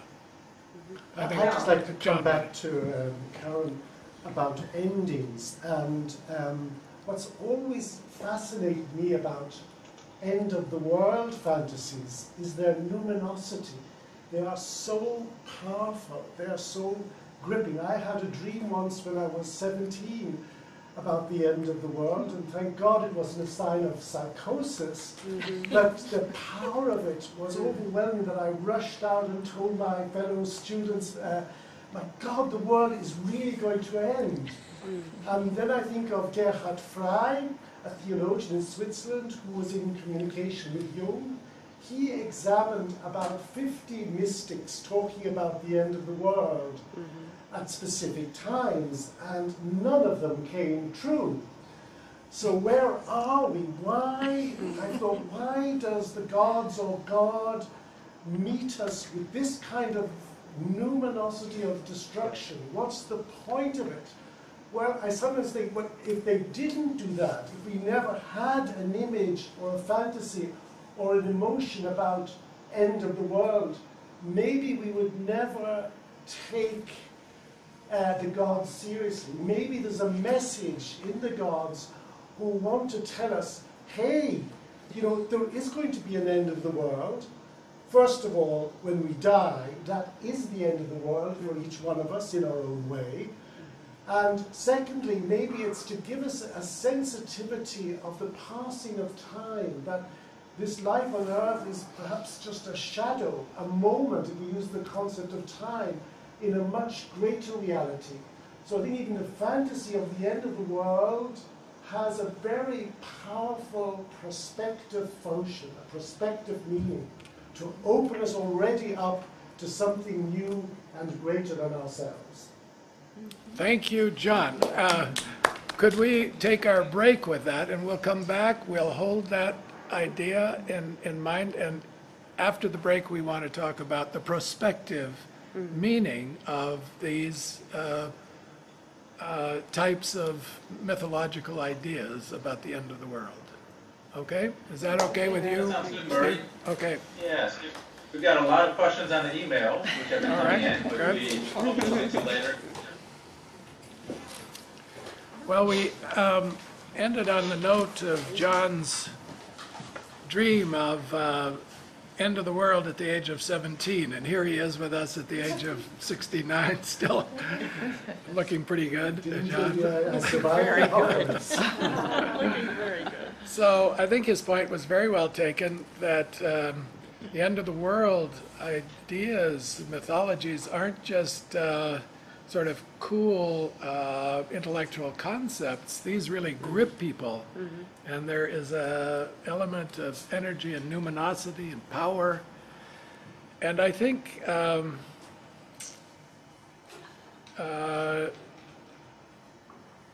there's a theory about the origin of religion. Where did religion come from? Why do human beings have religion? Why are we religious? And the theory is that it comes out of the experience of death. That human beings are aware,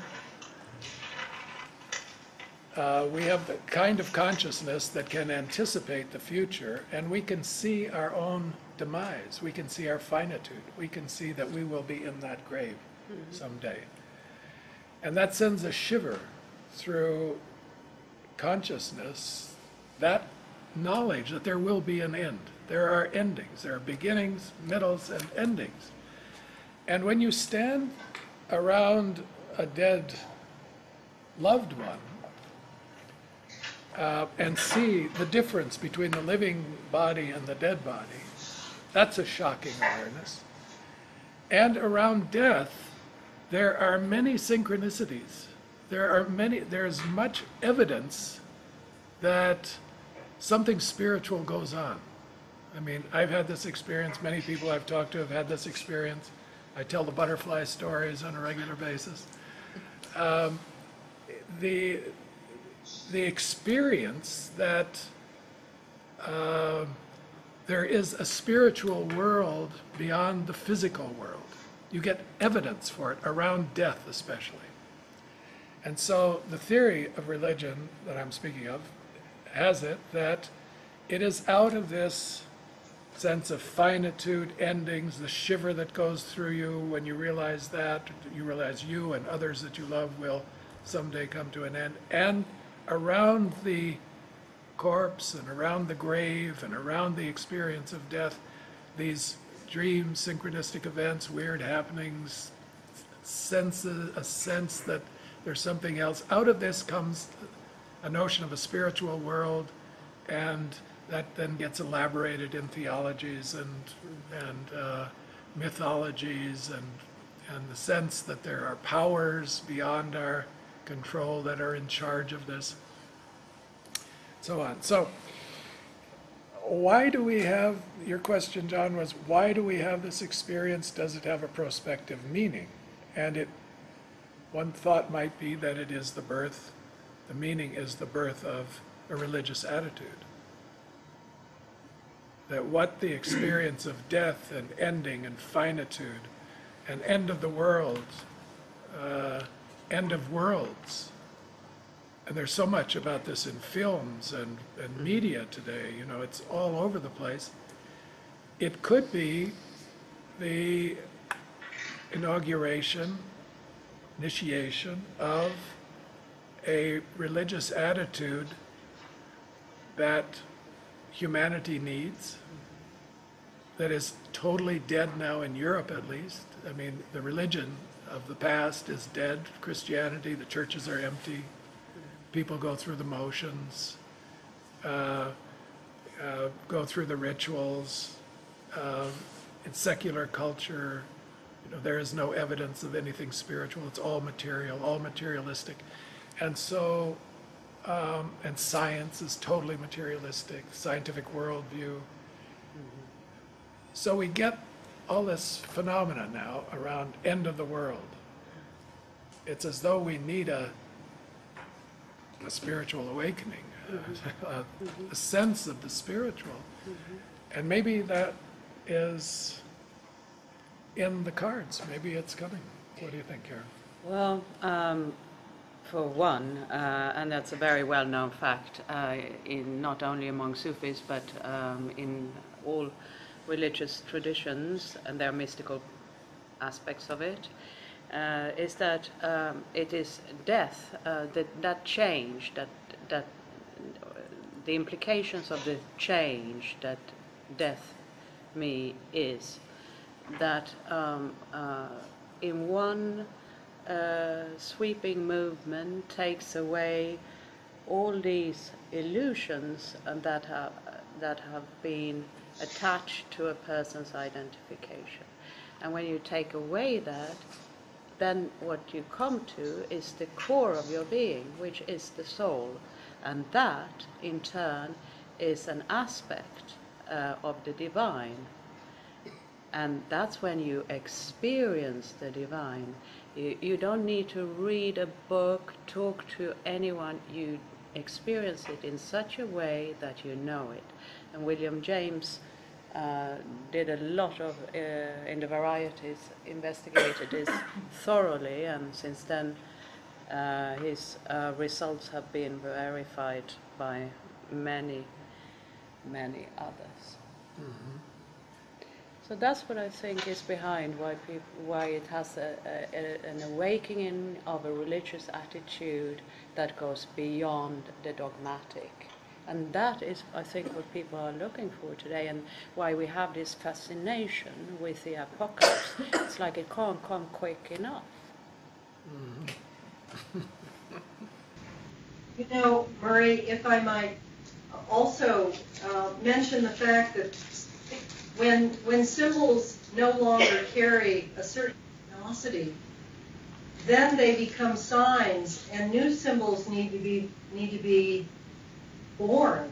And it feels as if we're in that period where the symbols have lost their hold on us. That's why people are falling away from religions, although in our country and in other countries it almost feels as if they're becoming way more concrete about, or fundamental about their religion, which is kind of a last holdout on holding on to the old. But when the symbols lose their meaning, then we're left bereft, and we long for the creation of the new symbol. And that's exactly what Jung experienced in his Red Book.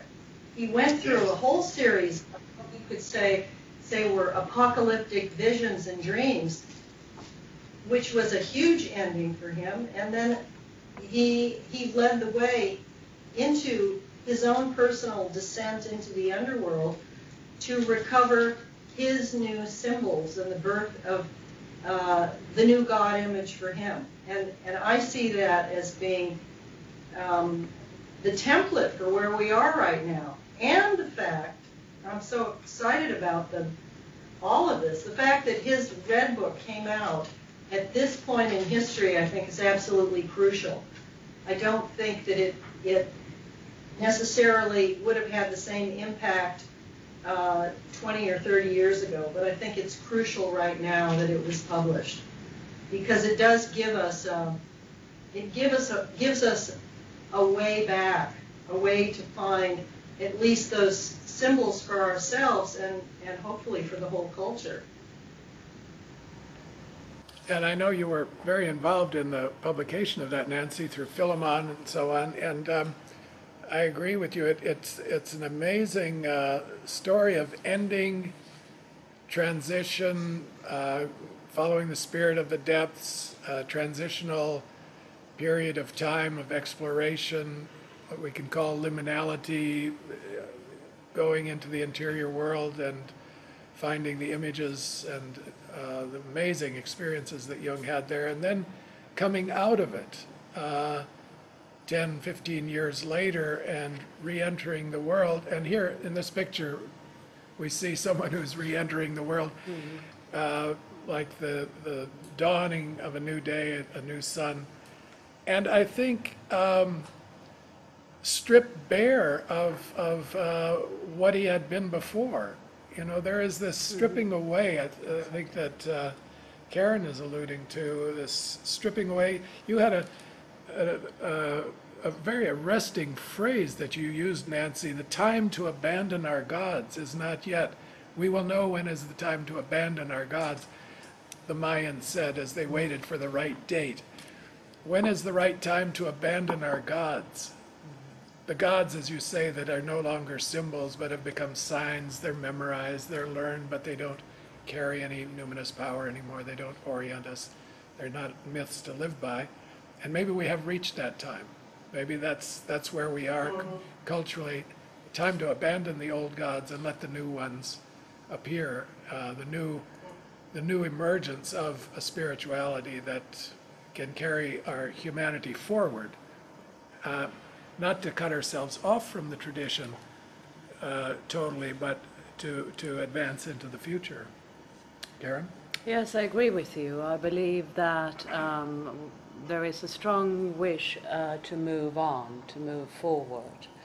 And you can recognize that in people individually.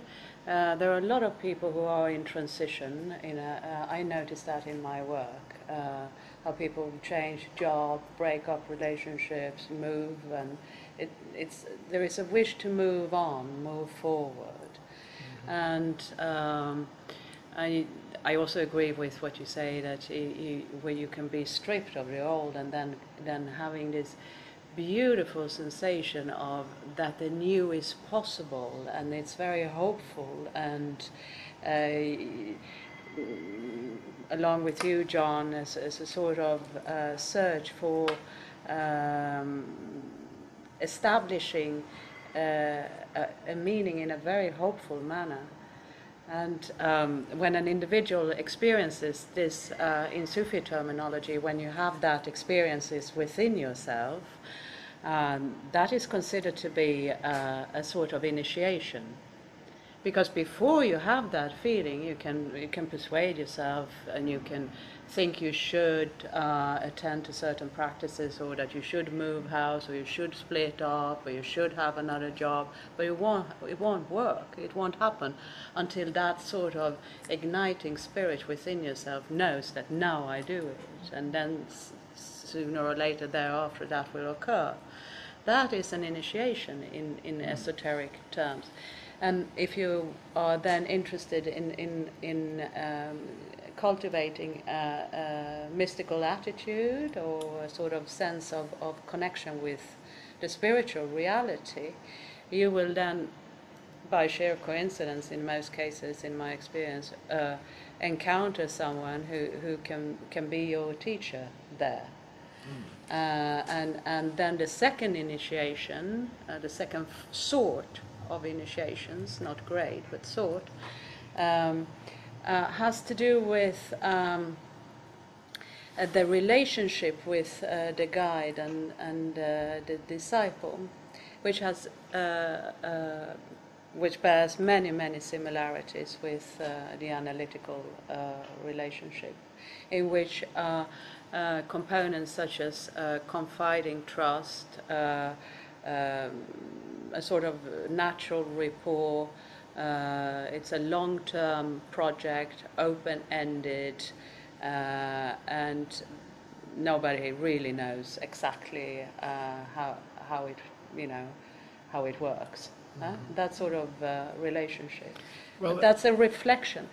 in that there is the reflection in the other of that very quality in yourself that you have awakened to already, and you want it, you know, you need to share that. Yeah. The third sort of initiations is when that has become so integrated and so assimilated that it's part and parcel of who you are, so that when you walk out in the world, you are the same. Again, what you said, John, you are the same, but you are not quite the same. There's something different with you. Now, let's go back to that first stage where you find the teacher. There's a lot of talk about leadership. Yes. These days, you know, like search for leadership. What is leadership? All the business schools are teaching about leadership, as though really the world is without leadership. Right? Yeah. Where is the leader? Well, you can find certain, I think, very fine political figures who have some good ideas in our world today, like President Obama and others. And they certainly have a lot of knowledge about the world. But I think the search for leadership might have a symbolic quality. Who is our leader, right? Or what are we looking for in leadership? You've worked a lot on this subject with business people and trying to instill a sense of leadership. Usually it has to do with trying to become charismatic and yeah, but powerful. That's over. Yeah. That's very 2010. Sorry. Okay. No, well, you see that things have changed in that respect, and everything changes all the time, of course. But one of the fundamental changes is that people have stopped imagining that you can have this premeditated ambition for, you know, how you would be when you would come in as John Wayne and say, you know, that follow me, and they've stopped believing in that. So they've turned it around, and it's now more sort of based on intrinsic qualities, what you have within you that can help you lead your life, so that you become more authentic in your expression and communication, and thereby have some authority among the ones you happen to work with on a certain project. Now, you wrote a book about female leadership, yes. Right? That's right. Can you tell the audience something about that, female leadership? And I know you used a very old text, Dante's Purgatorio, and you talked about the stages of development and working through the 7 deadly sins and finding the virtues. Do you want to maybe just say just something quickly about that, maybe, yes. I loved that writing that book because of the beauty of Dante's work, and also because I found it so helpful in my practice to finally get out of the dichotomy of good and bad or sin and virtue, and really to understand how these two things form a whole, and as such are dependent of each other. So there is no mutually exclusive solutions, really. Now, would you say this is a type of new consciousness to hold good and bad parts together? Yeah, and not virtues and vices, and not be too preoccupied with sort of measuring exactly how much is good and is it almost bad now? You know, it's who cares? What does it add? Yes. What does it add to do it your way? How do women become effective leaders by finding this balance between the opposites, the virtues and the vices? You mean apart from withdrawing projections and shadow integration and all that? Well, that's part of that. Part of that. I think if you work with groups of people, and you as a group share an experience of a collective movement towards something that transcends the individual little busyness and sort of reaches for something that we can all engage in, then naturally many of these things that normally have a biographical background and are not actually very much related to this particular relevant, of course, but not related to the current work.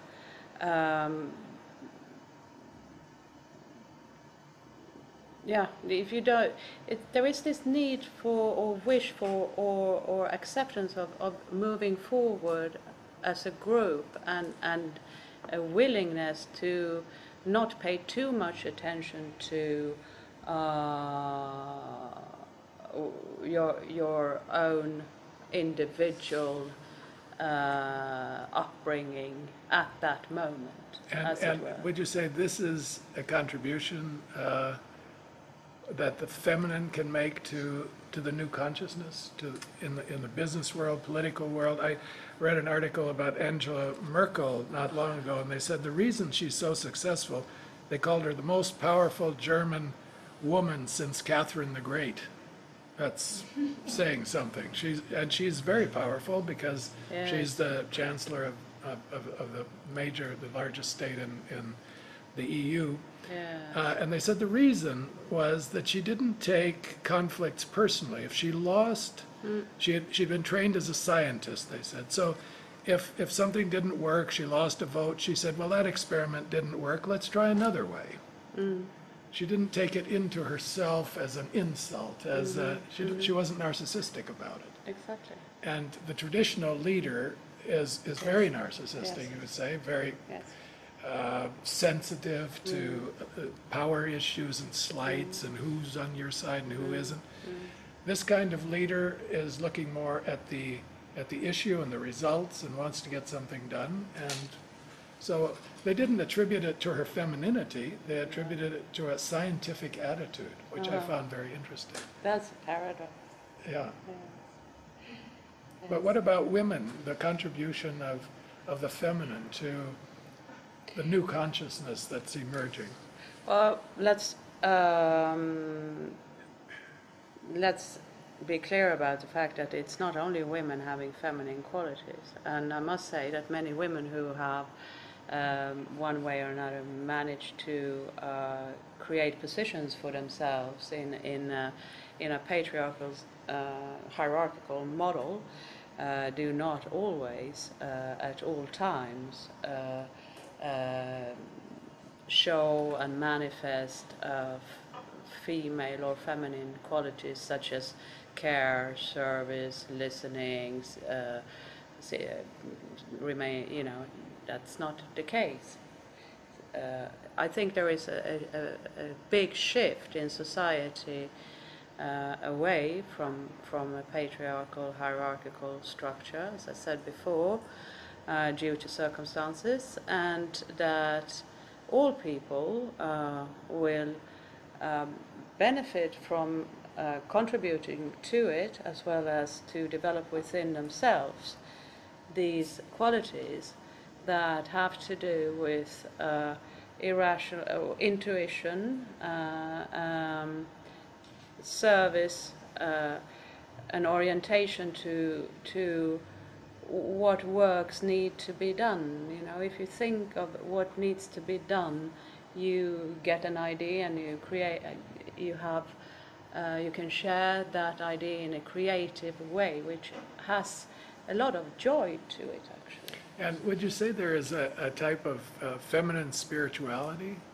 Is it different from a masculine spirituality?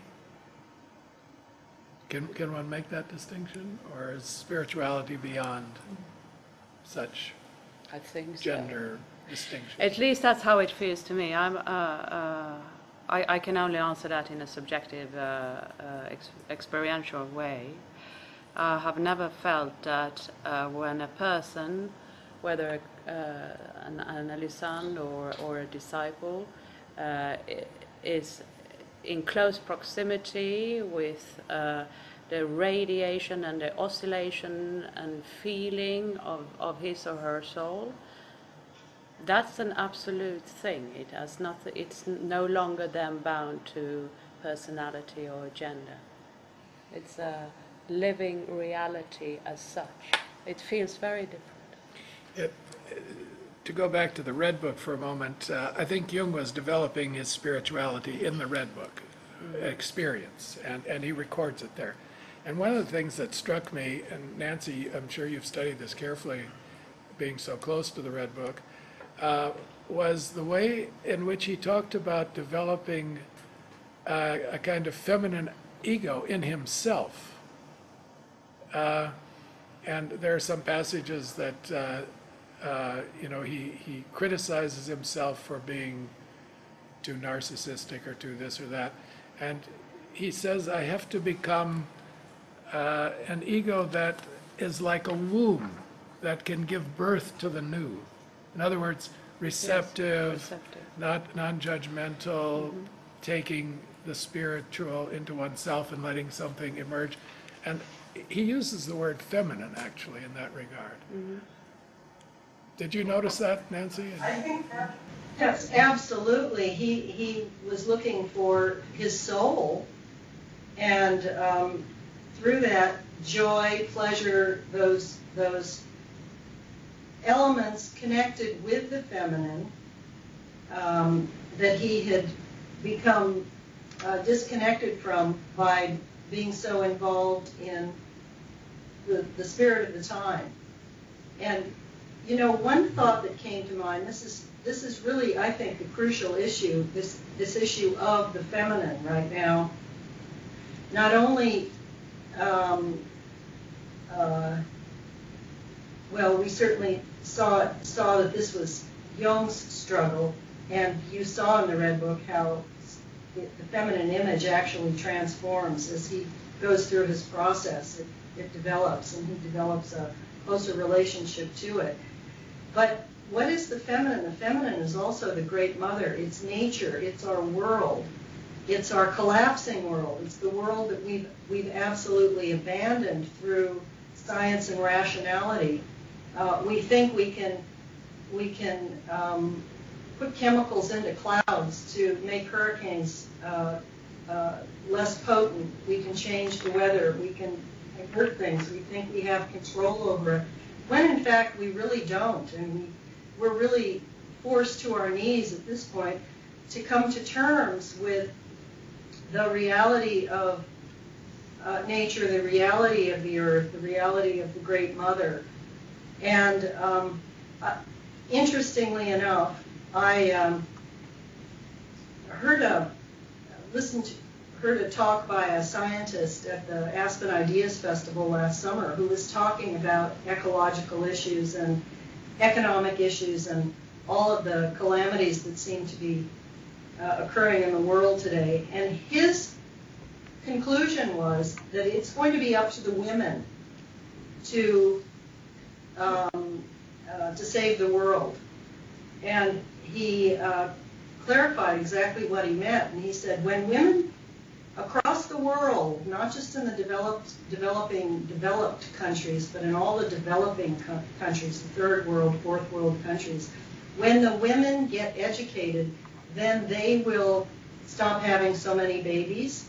So the population problem will begin to heal itself, and women will begin to be in more positions of authority and power and in politics and throughout all of their societies, and bring that feminine sensibility, which also brings with it that connection to nature, to the body.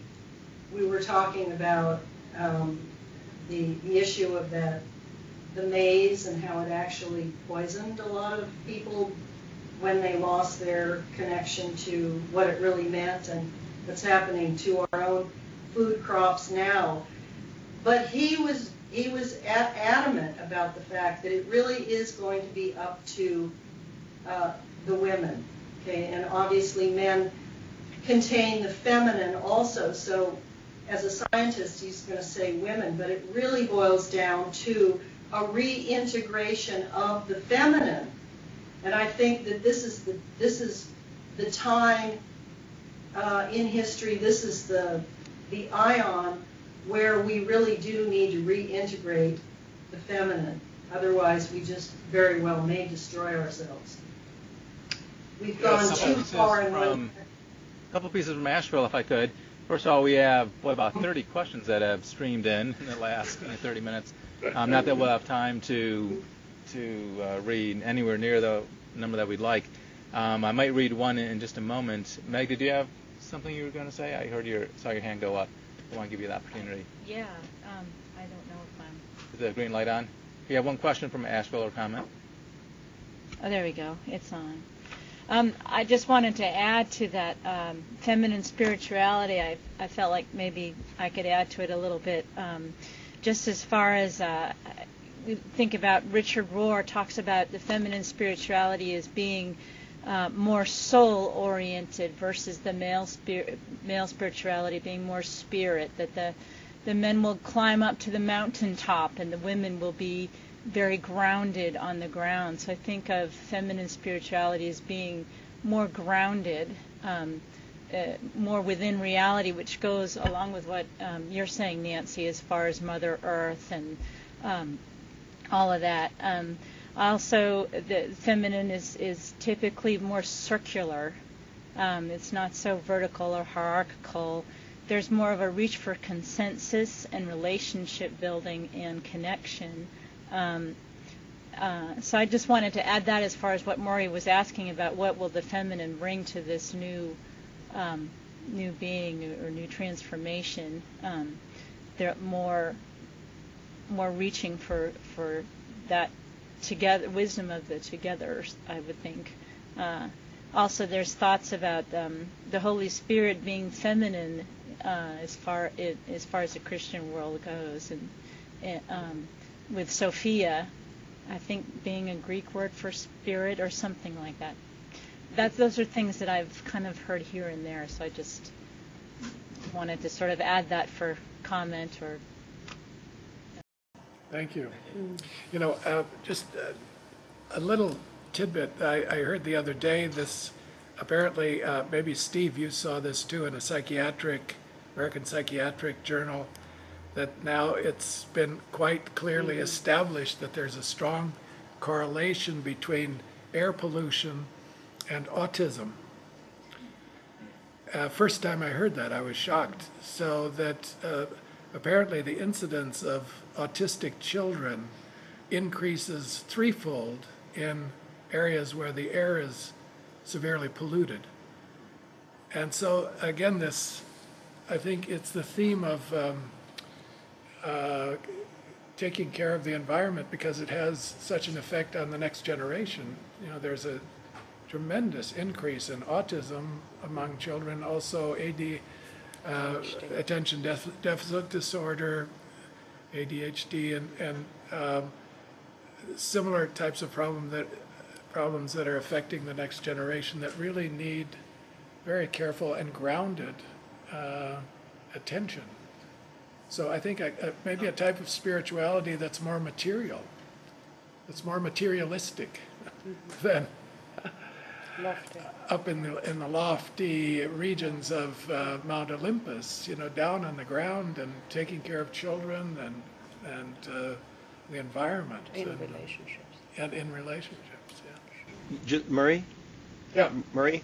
Of course, you know, the correlation between those might just as well bespeak of the fact that in places with dense air pollution, we've lost contact with all sorts of other things, our groundedness to nature, our connection to one another, and so who knows what that really reveals to us. Yeah. It struck me as something very novel. I'd never heard anything like that before, or thought about it, but you're right. I think it's just a general inattention to the physical world around us that's creating a lot of problems. We have so many questions and comments out there on the internet. Let me at least read, one, because I'm aware of the time you have remaining, and I think Zurich might have a few more slides, or we can just go on with the conversation. But this one's from Benig Mauger, not quite sure where he's from, but says, listening to the various contributions on this topic, it seems to me that we are moving towards a time of greater humanitarianism, awareness of shadow, ability to see God in the other and ourselves, or of incorporating a more spiritual approach to our lives. Could we say that this mirrors the journey to individuation, as the planet is shifting from the fourth to fifth dimensions, mirroring a death of the old ego and a movement towards self? Would be interested in comments from speakers. So mirroring the individuation of ourselves and our own journey in the planet. Well, I think it's kind of, you could say, a cultural evolution, a cultural individuation process that we hope is afoot. I mean, I guess it's an act of faith to say that the breakdowns and the problems that we see in the fragmentation of the world today are leading to an outcome like that described. But this is an act of faith that every analyst has to carry on a daily basis with her patients, that the breakdowns that confront us can be creative opportunities for emergence of a new attitude, new consciousness. And so I think on the cultural and global level, that would be similarly an act of faith that something spiritual is at work in all this that will have a positive outcome. And I'd like to add that it happens through each one of us. The effect will be in the collective, but each one of us carries the responsibility for this within our own psyches and our own individuation and transformative process. And that's a real challenge. We're looking at a slide now called the challenge. I think that challenge to individuals is extremely important, because it's very easy to say, we shouldn't be using so much energy while we leave all the lights in our house burning, or we don't change the light bulbs, or we buy a huge automobile that takes, we kind of put it off. That it hasn't gripped strongly enough the individual yet.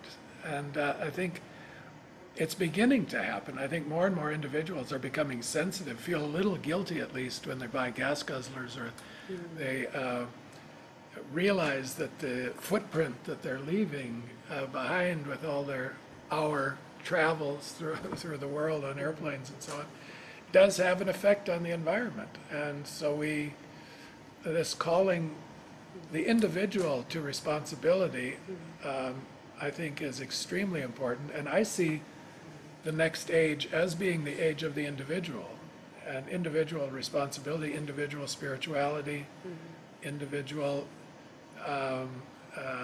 care for him or herself and for their immediate environment. I think that's where it's at.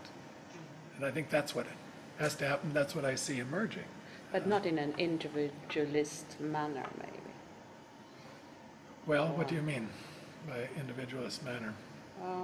Well,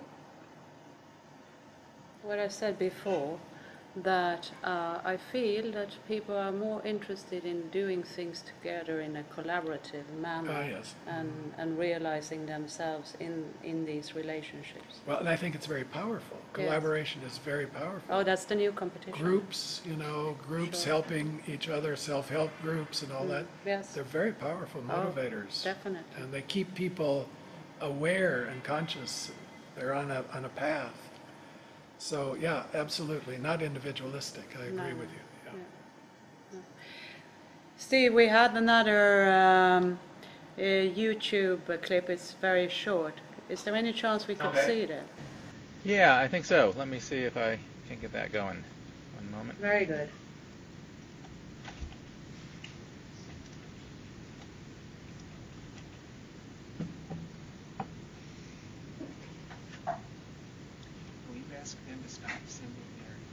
Oh, that's right. Okay.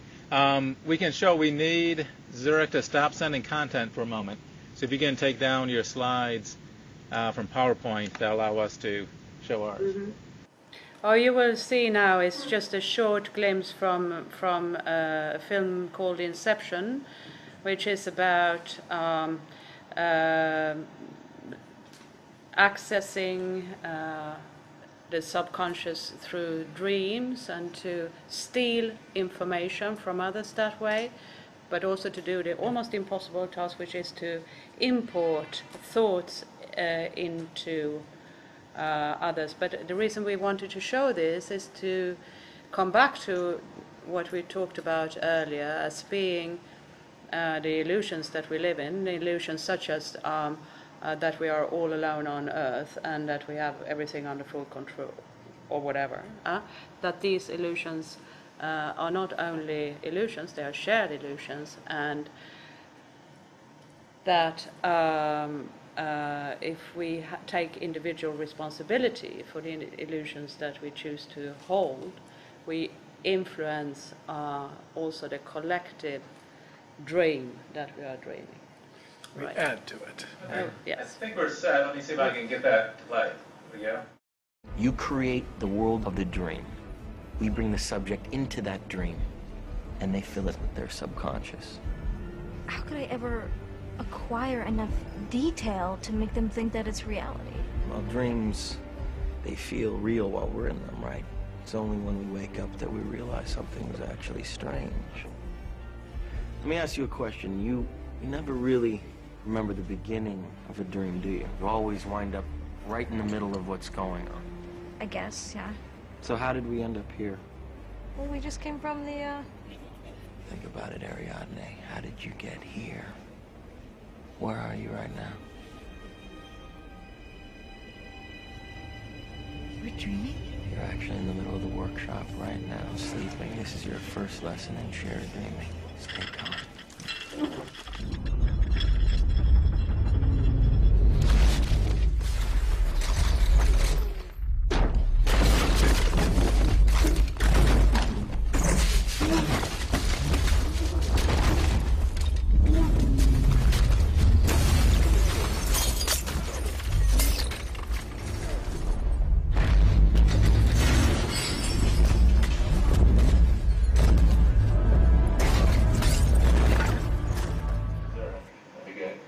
This would be a shared illusion, but you could say all cultures live in such a shared illusion. To a certain degree, anyway. There is reality that intervenes from time to time, but it's kind of an example of folie à deux, or participation mystique, as Jung called it, where groups enter into groups or couples enter into a shared illusion about what the world is, and that needs to be. They need to wake up. I guess we need to wake up. That's what this And is. is that the end of the world? John. Well, as you're just answering that question, I just think the shared folie à deux about the illusion that money is unlimited. I think 2008 we experienced a break of that. I mean, everything is going to improve, there's going to be more houses, more money, the economy is going up, and we trust the banks and they're getting richer, and of course that exploded. That's an example. Yeah. But I wanted to just come back to the whole question of individuation. I just want to make one point that I think is important, and that is you, Karen, brought up a beautiful idea of a participating universe, which is a bit similar to Habermas's communicative universe, except I like the word participating because it's more holistic. And I think that expresses also the need to work as a community in a very multicultural world. There's constantly new experiences, new people you're meeting, new cultures. And I think that's very much about, if we're talking about the new culture, we're in this liminal state of somewhere between what we have become accustomed to and what is new, and that is challenged on a daily basis. So I just want to get, and another one to point on that, and that is that the importance of Jungian psychology. It says that yes, but you have to first of all be aware of the unknown, the transcendent, the other in yourself, in order to meet that in the other. You have to die almost to the unknown in yourself so that you can die to the reality of the other. I think that's something of this new consciousness. It's an in-between consciousness. What, in between? Between I and the other. Ah, yeah. You see, it's all, we lived before, one is I'm there and they're there, that's different. Mm-hmm. But I think in this breaking down of all the walls that separate us, the wall itself, the cracks, as that singer says, where the light comes through, is the important connection, the point of connection. That's the in-between consciousness. That's somehow a quality of what we're moving towards. But there has to be light from the gods, or God. There has to be light in order to see through or to break through those walls that separate us. I agree with you. I believe that we will all come to realize that we are united. So that it's not only financial systems that are united or certain weather patterns that are united, but actually we, individual people, are united beyond comprehension. And through God, of course. Yeah, but the path is extremely difficult because every day we meet that which separates us. I mean, another point I've just read yesterday a bit about the abuse of women. Like, we're talking about the Great Mother, but the abuse of women in this dying culture. The book is just simply horrific. How many of these mafia gangs, create the most appalling crimes. So at the same time, the new is there, but there's a war going on. And I think we also have to learn to speak out about these things, where we stand. And that's difficult for being us introverted Jungians. And dangerous. And dangerous. Dangerous. There's that woman who was recently assassinated in Mexico who was standing up against the mafia gangs. She became a mayor for a while. First her husband was killed, then she was killed. I mean, you're talking about acts of courage to speak out in certain situations, at least, certain contexts. Yeah.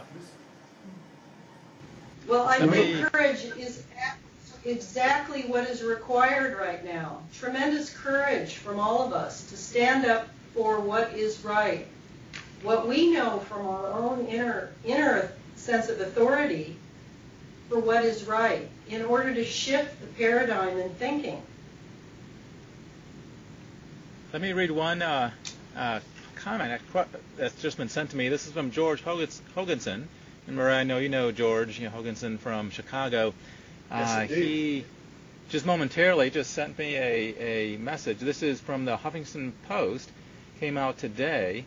And let me just read the first sentence or two. And it says, End of the World 2012, Mayan apocalypse rumors put children and teens at risks, NASA scientists warn. And goes on for another sentence or two. NASA scientists took time on Wednesday, yesterday, to soothe 2012 doomsday fears, warning against the dark side of the Mayan apocalyptic rumor. Frightened children and suicidal teens who truly fear the world may come to an end December 21st. It goes on to say that NASA scientists actually put up a web page to direct people to let them know that in their scientific view they don't think the world's going to end in a few weeks. But isn't that interesting that as we're having this conference, something comes up that is concerned about people's reactions yet again to that? Well, I think that's echoed throughout the world. There was a short article in a Swiss newspaper last week that quite a few Swiss, believe it or not, are preparing for the end of the world, are stocking up in their base with it's the Swiss, and preparing for Armageddon, and so there is a lot of anxiety. I think what a prediction like this does, and with the media getting into it, and it becomes such a dominant theme worldwide, it collects the anxiety. and gives it a focus and a date, and that can generate, you know, all kinds of weird behavior and acting out and whatnot. So I think responsible people are called upon to say this is a symbol, this is a myth, this is not something that's really going to happen. In fact, people are preparing for Christmas. You know, they're buying Christmas presents. That's 4 days after the end of the world. They're planning trips in January and February. So life will go on. You'll wake up on December 22nd. I guarantee you, if I'm wrong, nobody will know it, I guess. Well, I'm aware of the time. Yeah. As your moderator, I will give each of the presenters a closing statement of 1 minute duration, just like the CNN debates. And Zurich, why don't y'all, if you want to do a quick closing thought, and then we'll get Nancy's, and then we'll sign off. But go ahead if you would like. Do you have a closing statement? Well, I like the note that Nancy sounded, and I think it came from John, about courage, and that it takes courage to face the end of the world. If it is the end of the world, we should be prepared, but we should be prepared to die every day. I think we should, life is a preparation for death, and we should constantly be aware of that and prepared for it, inwardly and outwardly. So, and to have the courage to face endings and have the faith to look for new beginnings. So I think this theme is a very timely one. I think it's a very important one, and I think it can generate a kind of consciousness that we all realize we need. We need huge changes, personal and cultural level. So courage and faith would be my final words. Okay, thank you. I'll continue with experience. And in this beautiful book of Revelation with Elaine Page's, which is not, it's about other revelations, not only that of John, who is the author of the book of Revelation, the only one that's been included in the Bible. So here is one from a revelation, the secret revelation of James. The kingdom of God is not just an event coming at the end time, but a reality into which one may enter here and now. But Jesus says that whoever wants to understand this must come to know God experientially through an inner, intuitive kind of knowing. Unless you receive this through gnosis, you will not be able to find it. Page 89. Beautiful. Thank you. Nancy, any last thought before we sign off? A last thought, yes.